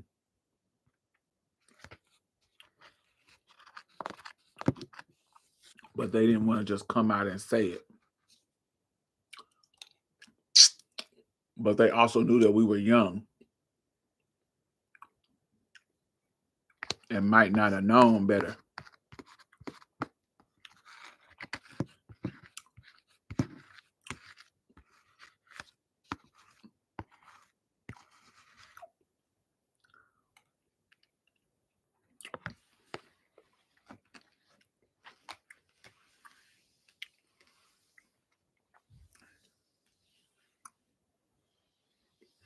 My older brother was also gay. He recently passed away. I pretty much picked up everything from him and his friends. Oh, that's good. When it comes to expectations of how to deal with men, when it's like what it's like to grow up a dog and really just life in general. Oh well, I'm glad I was there for you. I hope I didn't fail you because I was still figuring it out. Um, I didn't have a meter or exposure as a sheltered hood suburban kid, so I just had the internet and we shared a lot of general identities. So I just soaked up all the stories and info. How I now I have my own. Yeah,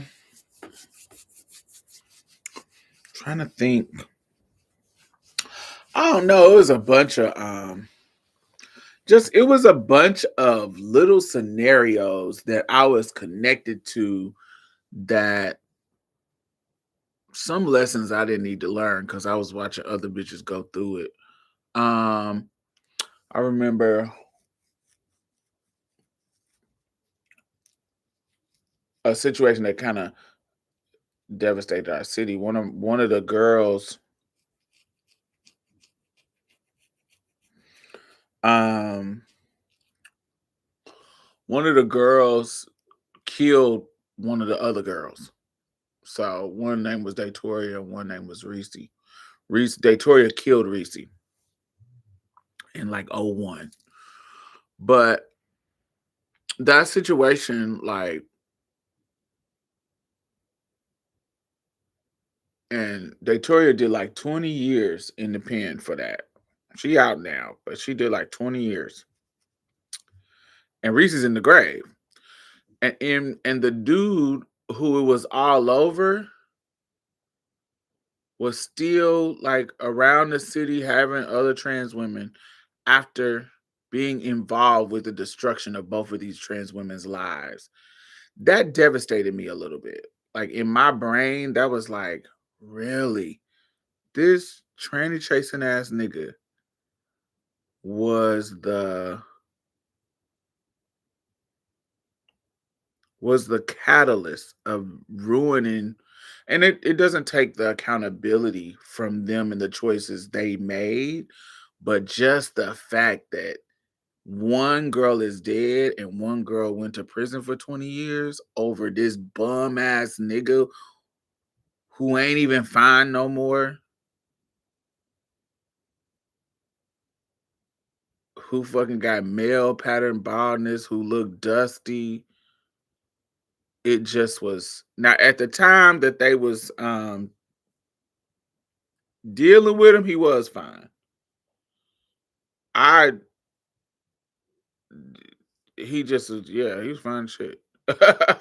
When we was younger, it just was a whole different vibe. But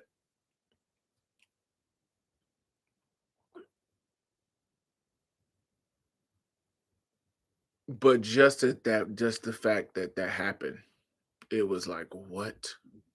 It was like it was definitely, I don't want to say a wake up call, but it definitely shifted my mindset about niggas. Ain't no nigga worth you dying, and ain't no nigga worth you going to prison for 20 years. And so, yeah, it shifted my mindset about me, and I never would be in that situation. And we fought, but we didn't kill each other or go to prison over trade. Yeah, that was a gag. It was a gag for me. Um, that scenario, and then there was a scenario where this guy, he was dating this girl, this young girl, and I'm pretty sure that this happened multiple times over and over and over. But this particular young girl was, you know, she was a young girl that was coming up after me. And so I I meet her, and the way her persona is an innocent little butch queen. Like the way I meet her is like a she just I can tell that she's a sheltered girl. I can tell that there's an innocence to her. And maybe like 3 or 4 years into me knowing her, she's hooking up with this dude, and he done from I don't know if this is real or not real, but from what the story that she tells me is that he shows her some papers about him being negative, but he's not negative. And then she finds out that she's positive. And then he comes clean about him being positive. And she's in this situation where she's now young and positive. And all because he was lying about his status.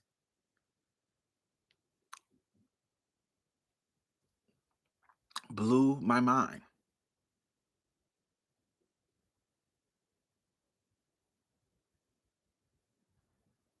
And this is an older guy, older street ass nigga. And she was a young little not even I don't even want to say trans because I felt like there was something they were working through it. One minute they'll be full time living as a girl, and then the next they'll be back being a boy. So they still was figuring it out. And then next thing I know, this same dude is at the club in the car with another a butch queen, or at the club in the car with another trans woman. So you done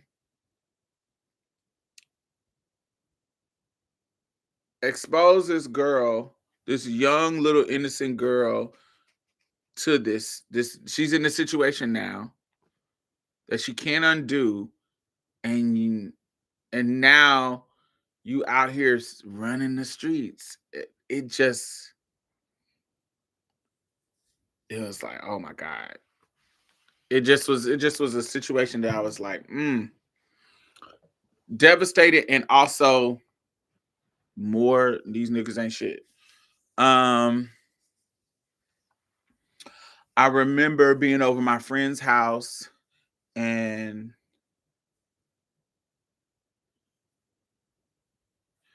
I saw this one of the most passable trans women of my life.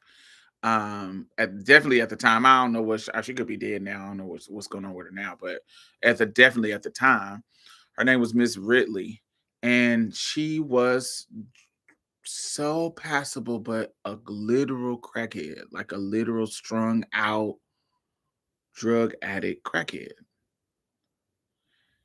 And she came over, she saw us, and we were sitting on this little electricity box. And I just was in awe of how passable she was. And but I had never met a trans drug addict. Like I never had met a transgender drug addict. Like I knew straight people who was crackheads, but a trans crackhead, like I never met one. Like I never saw one. So I was like, so imagine me meeting one of the most passable trans women that I met, but she's a crackhead, like strung out, like the kind that you see on TV. And so I knew that I never wanted to be that.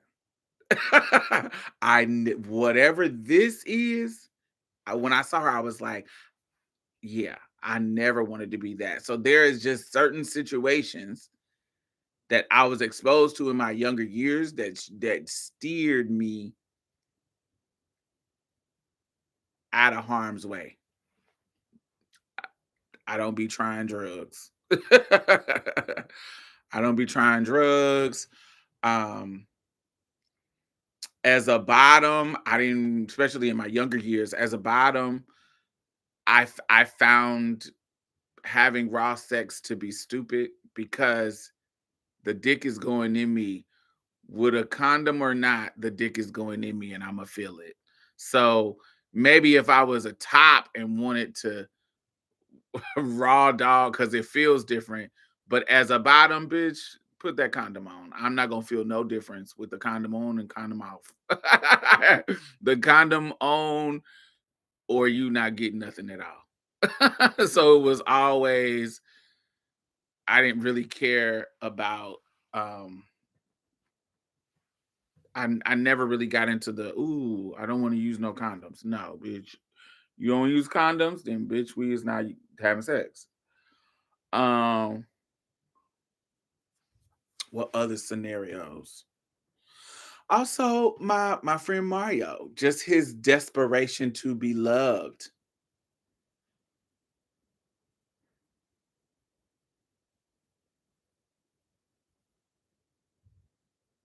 Yeah, my friend Mario, his desperation to be loved and the shit that he would do for these niggas. I just knew that I had too much pride, and Mario would say things like, "That's because you are privileged. You have," he wouldn't say privilege, but that's basically what he would say. In other words, like, "Bitch, you don't know you don't know the situation like I know. You ain't never really been in a situation like I am."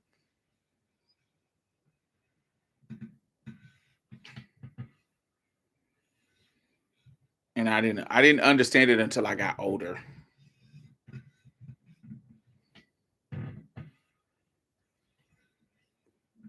Oh, for sure.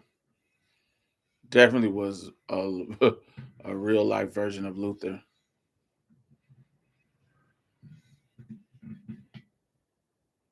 But Mario felt like because I was trans and pretty, he was like, no, who he he basically was like, who you've never been in a situation where, and I didn't think about it, but I when he said it, I had to come to grips with it. Like, bitch, you don't have the experience that he's having. Because the facts of the matter, when I was in high school, everybody that I wanted, I was having. Like everybody that I wanted to mess around with, some of them might have took me a long time to get, but at least in the scenario with the dudes that I was pulling, I was getting some type of validation that I could pull them. Like even though it took me a couple of years to get Eric, at least that there was some type of flirting, there was some type of acknowledgement of me. Even before I had him, there was some type of acknowledgement.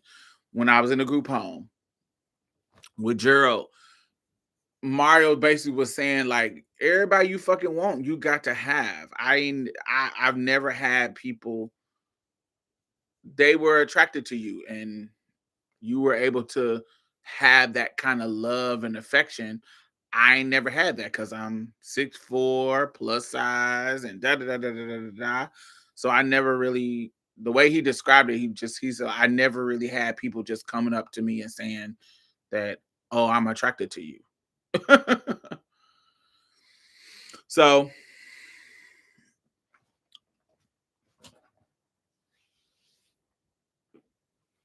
he would just be doing stuff. So he would do stuff to get dudes' attention and sleep with them, and yeah, it just certain ways that they did things that I just didn't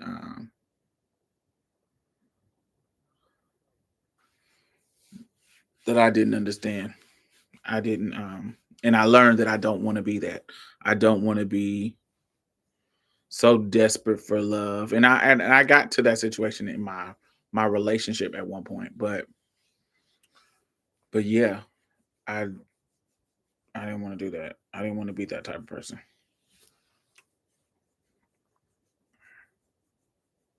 So yeah, it was a bunch of scenarios when I was younger that just taught me, hmm,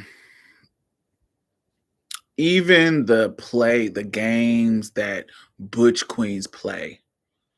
Like I remember this old man named Bosco, who when I was younger, he would pull up on me trying to get me to come to his house, offer to buy me some Jordans.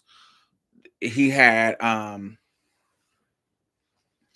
one time he tried to get me, not tried to, he did get me to come over his house with with other boys. So that's why I could sense like creeps when I was younger, but there was a situation where it was me and other young boys that he got us to come over his house, and he had all kinds of video games. He had all the stuff that young boys would be love. Um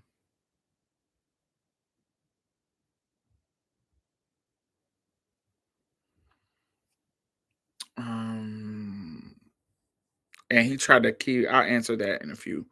Um he tried to, like, he was using his home to be like a fucking, it felt like a fucking web.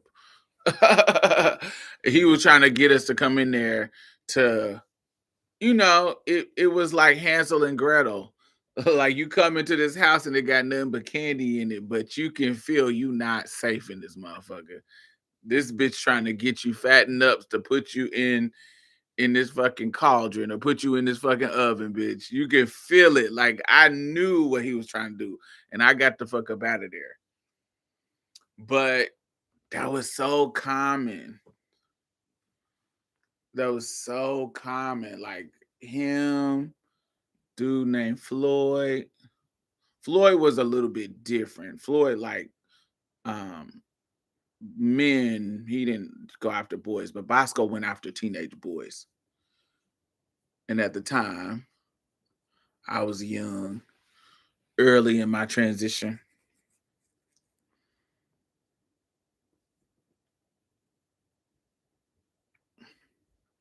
So shit like that. I remember just all these little weird shit that made me think about how predatory some of these butch queens can be too. Setting you up. And I remember this dude tried to, I don't know what's his name. God, what the fuck his name was. It's how I met Corian, Deja, Ty. It's how I met Corian. He took me over his house and Corian was over there. And I guess Corian was, I guess he was attracted to me because he kept trying to show me, Corian got a big ass dick. And he kept showing me his dick, but I'm like, nigga, you is a butch queen. Like you is a butch queen. And I like the trade. I don't like butch queens. So if you thought you was gonna come over here and I was gonna be interested in this, I don't care what kind of dick you got. This is my sister. And but it was what it was. I was like 16, 17, and this old man was trying to hook me up. Koyan was my same age, so he wasn't trying to, but he wanted to sit and watch. You see what I'm saying? He was trying to make us have. Like he was trying to make us a thing. And Koyan was ready. I was not. Um, because I'm not attracted to you at all. Nah, I wouldn't have folded. Not me. But that's because I had access to big old dick trade. So I could be like, oh baby, no thank you.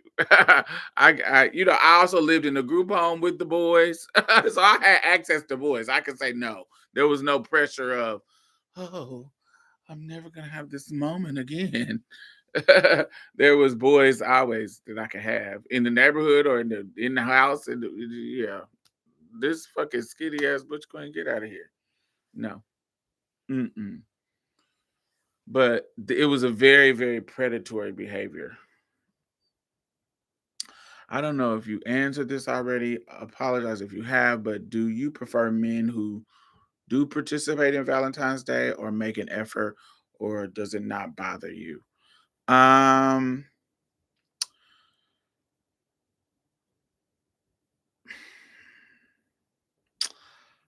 I don't really think about it, but I haven't been in a relationship in a long time. When I was in a relationship, we did stuff. We did Valentine's Day stuff. It was cute. I don't dislike it, but I'm not the what I actually care about. This was my thing was my birthday is on the 28th of February. I don't care about the 14th. Make the 28th special, baby. Make the 28th special. Spend your money on the 28th. We can go out to eat on the Valentine's Day, but don't spend no money. Spend the money on my birthday. That's what I care about. Make my birthday special, baby. I don't care about February 14th. I care about February 28th. So I think maybe if my birthday was not around Valentine's Day, I would feel some kind of maybe feel differently, but because my birthday is right around the corner, I don't care about no fucking Valentine's Day. I care about my birthday. What we doing for birthday? What we doing for that? That's what I care about. Oh yeah.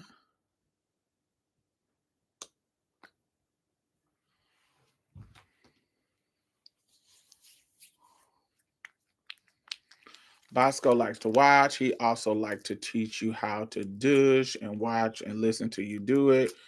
Girl, real life R. Kelly tease. Yeah, he was that. Just in a Butch Queen gay version.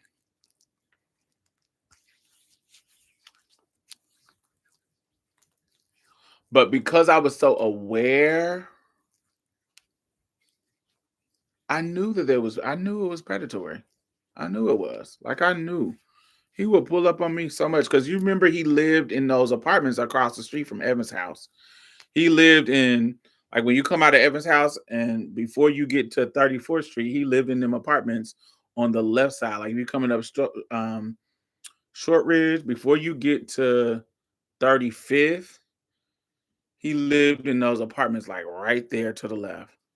When you had to go up that hill to get to him, the yard of the apartments was like a hill and some steps that go up to him. He lived there. Was that Penn? It's like right there on Pennsylvania, but before you like 34th Street, Short Ridge is over here, Evan House is over here. Um, you go to You go further in some more Crane houses right there. It's across the street from Crane House before you get to that next to 35 to 35th Street. I can't remember the name of them, but it's right there. Right behind um right once you get past that little tennis court,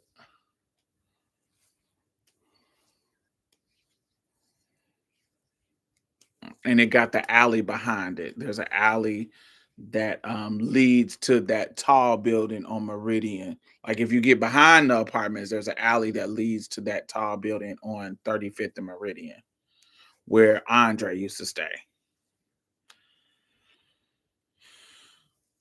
Diamond, did you see the army ban transgender people? No, I didn't see that. When did they announce it or something?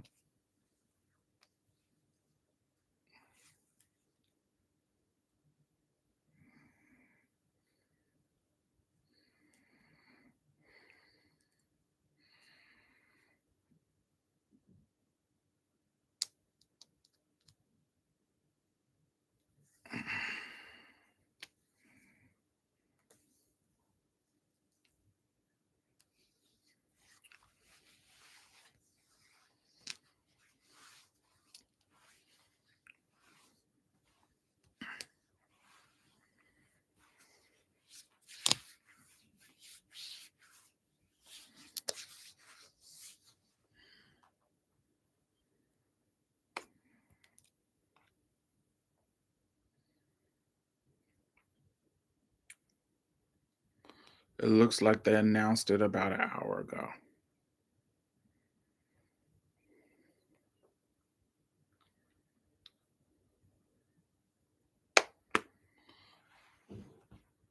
Who announced it? Like, how did they announce it? Who announced it?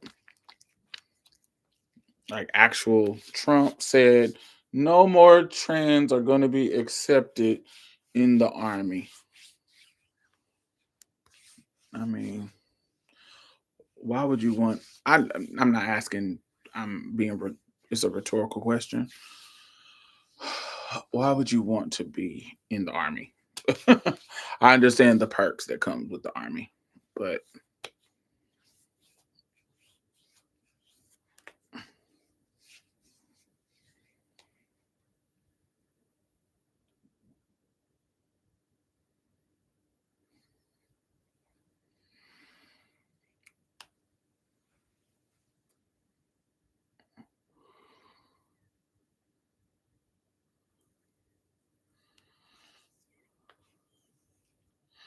I feel like every day I wake up, it's another trans ban or an anti-trans something. It's all running together now.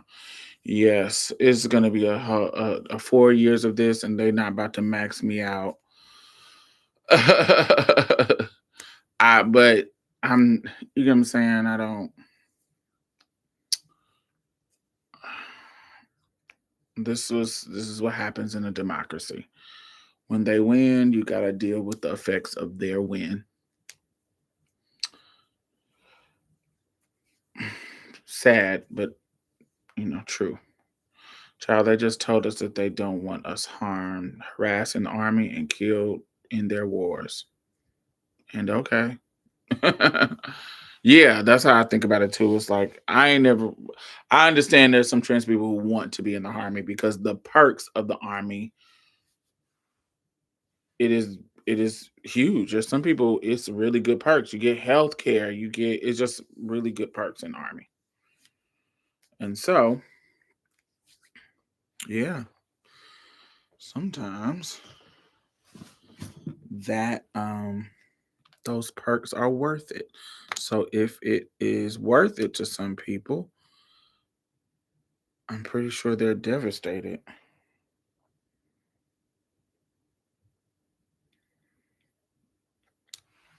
and should not have to feel that way behind people's stupid politics.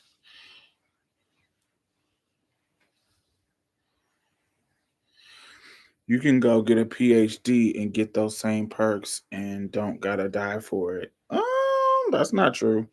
My homegirl Money got a PhD, and It wasn't as easy for. She's saying, it was difficult finding work in a way that she did not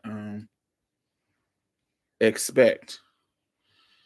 And then if you do find work, are they going to have the army benefits? My brother was getting my brother was getting a lot of money from the army. There was a lot of perks that was not normal job perks in the army. Well, not the army, the navy. Well, the military. For being a vet, there was a lot of perks that were your VA loan. The PhD people ain't getting VA loans.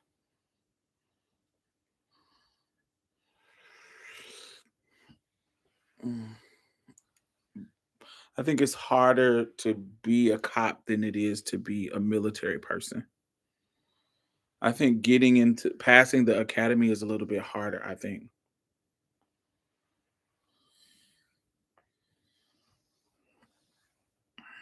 I think it's easier to be in the military. And generally less risk because you're not always going to war. It has to be a war going on for you to go to war. But if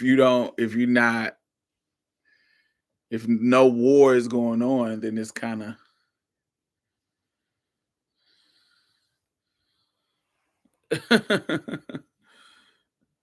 and everybody ain't stationed in Syria or stationed in a war zone. So sometimes it's not, it's actually easier. That's why so many people opt to be in the military because it actually can be quite easy for you to do your little 8 years, especially if it's not an active war going on. My homeboy just got stationed for a year in Seoul in Asia. Wasn't no wars going on.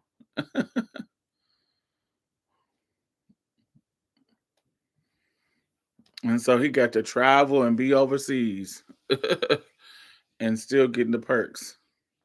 I'm finishing up on my PhD now, and I know it will not increase my pay substantially. Yeah. It ain't giving you the perks that it used to give. The education, degrees in education, it is definitely not giving you the perks that it used to give.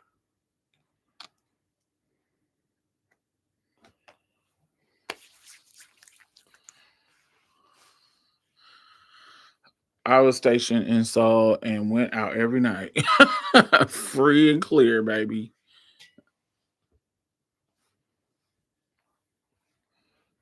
I'm slightly politely enraged about what people interested in the medical field that have a PhD and want all the military benefits without being armed forces and going to war consider the United States Health Service. Hmm.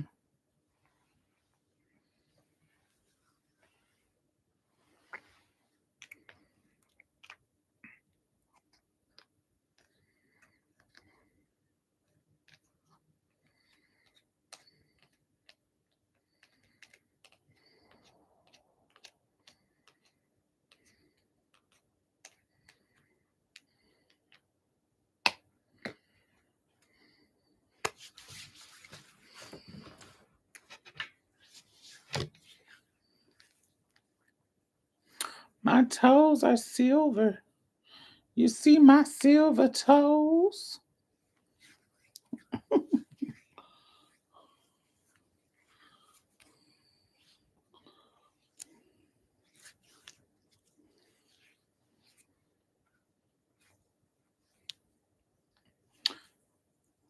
I don't know. I don't know. I just wouldn't want to fucking be going to war. I wouldn't be going to war. They put a pause on all scheduled surgeries for gender affirming care.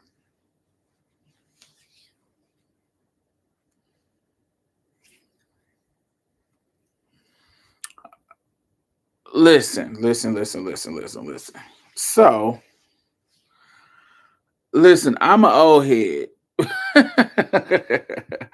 I come up in a time that didn't have all these perks. So sometimes when people say stuff like that, I know it can be devastating, but also we don't live through this before. You find another way to get your surgeries. I know it can be devastating, but that we had to go. We had to go. We had to save up. We had to pay for it out of pocket. We had to go to another country with a better price, but just as good doctor. We figured it out. Like if you need hormones, go over to Mexico, fly into San Diego, and tip over to Tijuana, and get your hormones, and come back over. And that we figured it out. We figured it out. Go to Thailand. It's cheaper and better doctors anyway. That part, like we figured it out. And I'm not saying that it's not devastating, but yeah, feel sad in the moment and then get over it. You feel like, damn, these motherfuckers. Yeah, but they don't stop you. If it's something, if you trans and this is what you want to do and you serious about it, you figure it out. You figure it out. It is what it is. We, that's just what it is.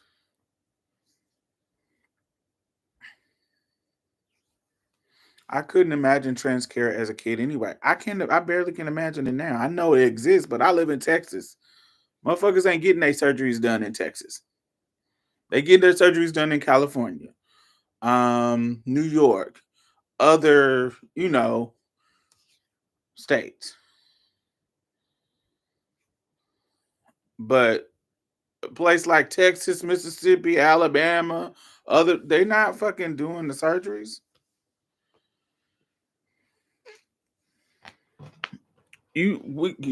I know this feels like some steps back, but we're stepping back in a way that we already done been here. To get cool with your elders, ask them how they got certain things done. Motherfuckers, they weren't trying to give people with HIV medication. They weren't trying to fund medication for them. Motherfuckers was pulling medications together. They were like pulling medications together. My toes, you see the silver? I love it.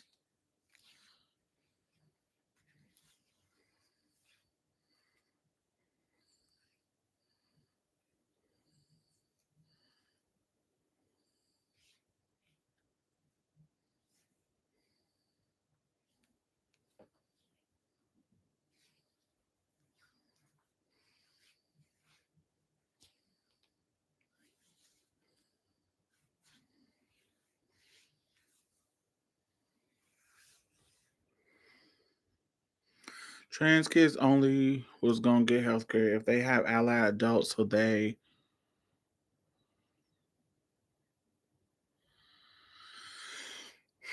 is true. I just wrote to a local newspaper editor to support gender affirming care. It was awful, but agreed. We have to pivot, advocate, and make a way.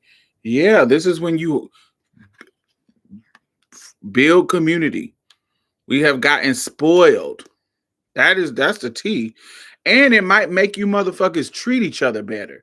Because when you had to depend on the girls to tell you about when the silicone lady was coming, who had the hormones on sale, what doctors was the best doctor. When you had to depend on the girls, you had to treat them better.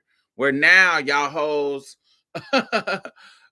y'all been spoiled to where y'all can go to your private doctors and da da da. You ain't gotta ask a bitch for nothing. Now you gotta focus on community building.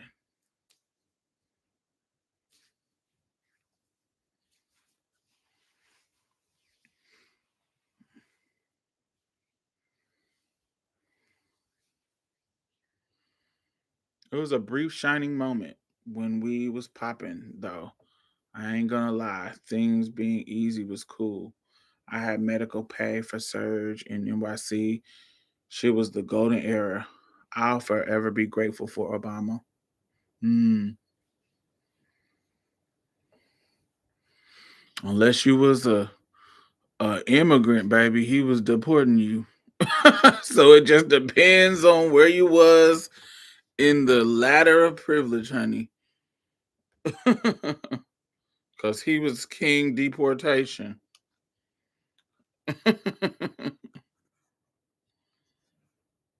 He was deporting more motherfuckers than Trump. So,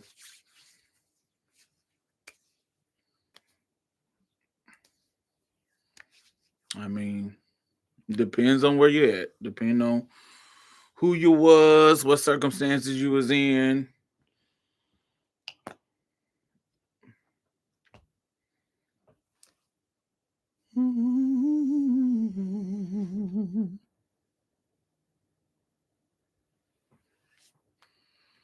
Oh, I don't need proof. I know people who was getting deported, child. Left and right.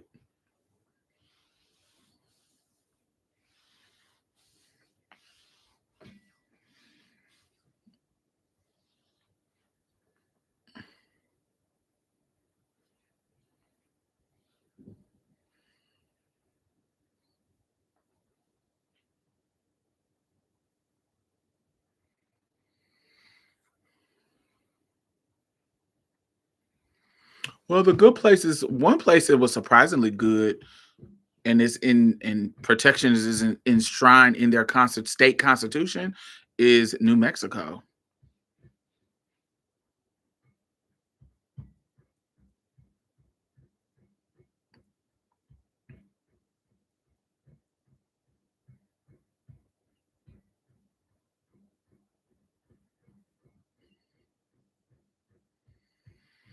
Happy Valentine's Day.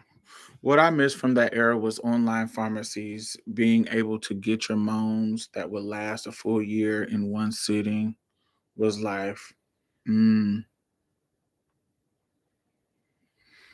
Ours is inscribed to NYC. They did it just this last election. Yeah, some states have it going on. And they, if you in New York and you in California and you in these places, you good. You ain't got to worry about it. It's these other states that you have to worry about. But even then, you just gotta pivot.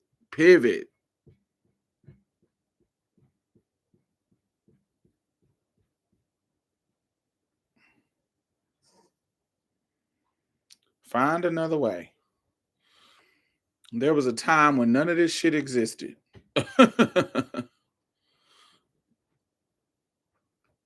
There was a time when, you know, access to any of this shit was impossible. Motherfuckers was denied. Motherfuckers denied Polly Murray.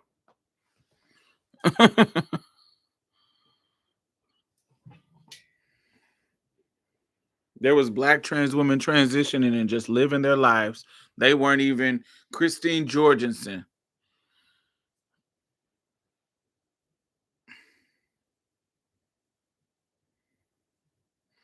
I got some Dalmatian shoes. Do y'all like these?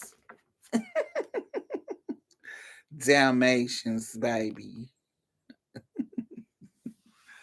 Some little flats. I love these.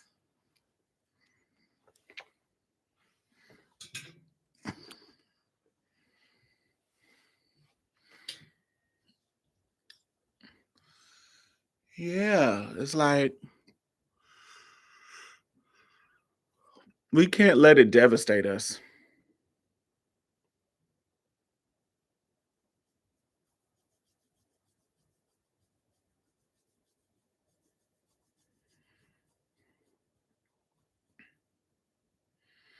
We don't have those same obstacles. Yeah, we definitely have a foundation to where we can maneuver way better than some of the people in the past. So don't let it devastate you. It don't mean that it's not bad and people are not going to be affecting consequences, but I just don't want y'all to think about it and go down this depression, this kind of like depression and thinking like, "Oh my god, the world is crumbling around us." Yes, this is just a time when they are at a peak. Remember, there was a time when we were at a peak. We had polls, we had all this stuff happening, and it was like, oh my God, sunshine and rainbows for trans people. Yay. Da, da, da, da, da, da. Da. There, that's a peak. There gonna be valleys. There's gonna be a time when the other side is winning and winning elections and seeming like they are doing good. They're going to be valleys, but we are not going back to 1920s. Well, shit, 1920s was kind of a live time too, but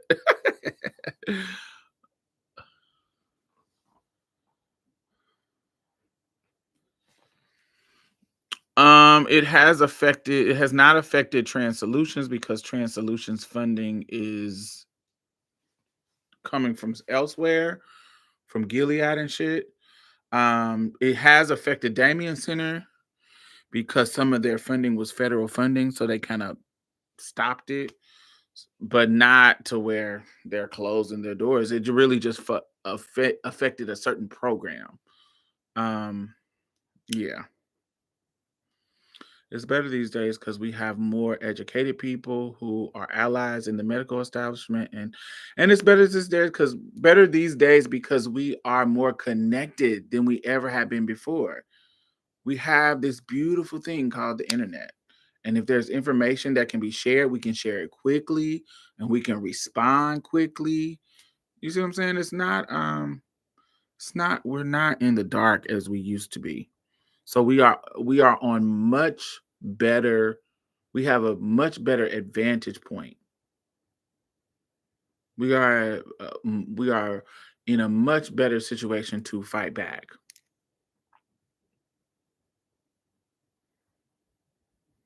Thank you. We're just in a better situation. So we don't need to be devastated. Um Yeah, I think we're gonna work it out. There's no way. It don't get because sometimes you can go down oh this fucking zone, this tunnel of worrying about what these we done lived through a fucking Trump presidency before.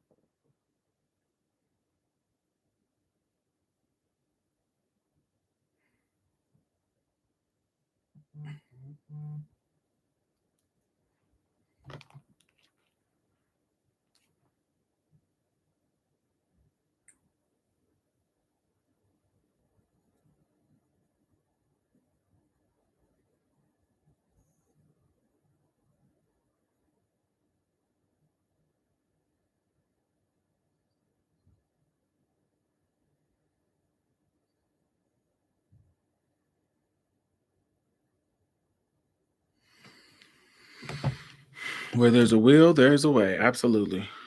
Our biggest challenge is staying healthy in general, avoiding COVID and the bird flu. That's the real challenge. Yes. Um, I also would say don't make any kind of big ass purchases.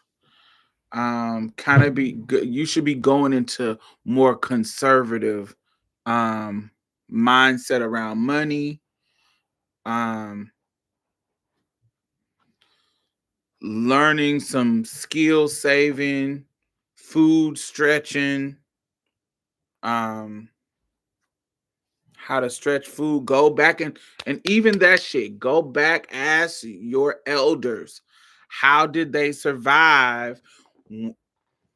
you know, with some of these things, like with how they prepared food, do you have a deep freezer? There's a reason why your grandparents had deep freezers and was buying things in bulk at, you know what I'm saying? There was and preserving things and having a garden.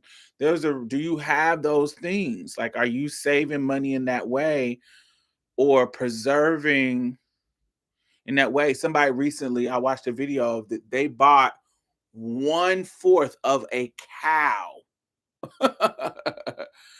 Her family her husband, and they spent 1,000, like $1,200.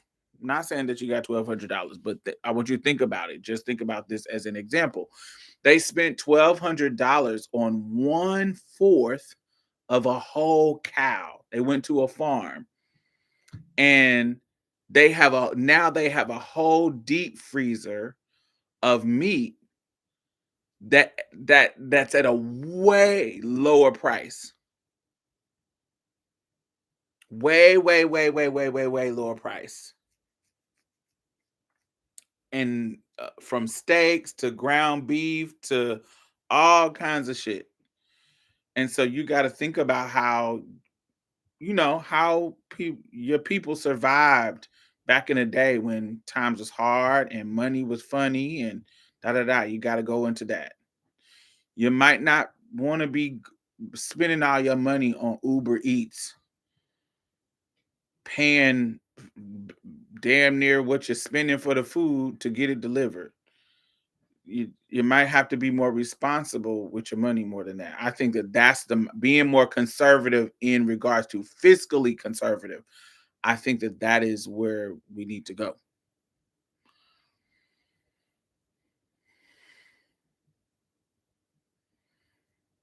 And also do what's best for you. Explore other countries. This might be a time when you got to explore other countries. Other countries with lower cost of livings. Go. Test it out. Especially if you trans and ain't got no fucking kids. Go check it. This is the time. Maybe it's time for you to yeah, this is explore. If you got your passport, if you got a privilege of having those things, why not?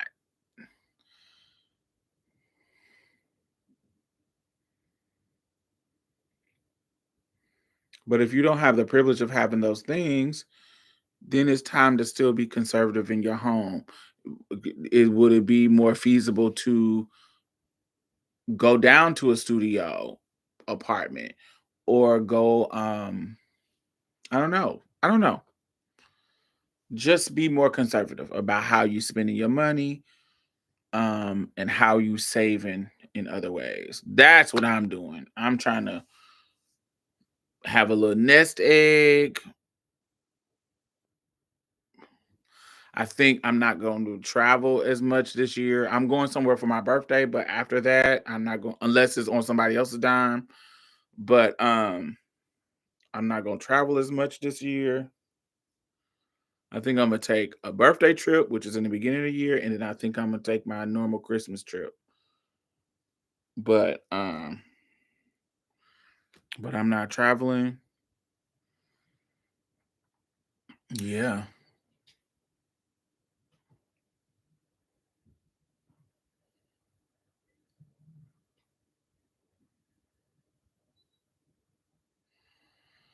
definitely those Great Depression grandmas.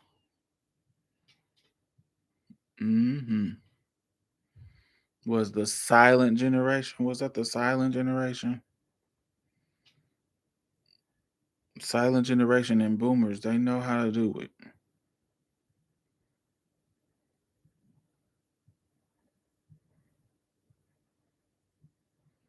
Mm-mm-mm.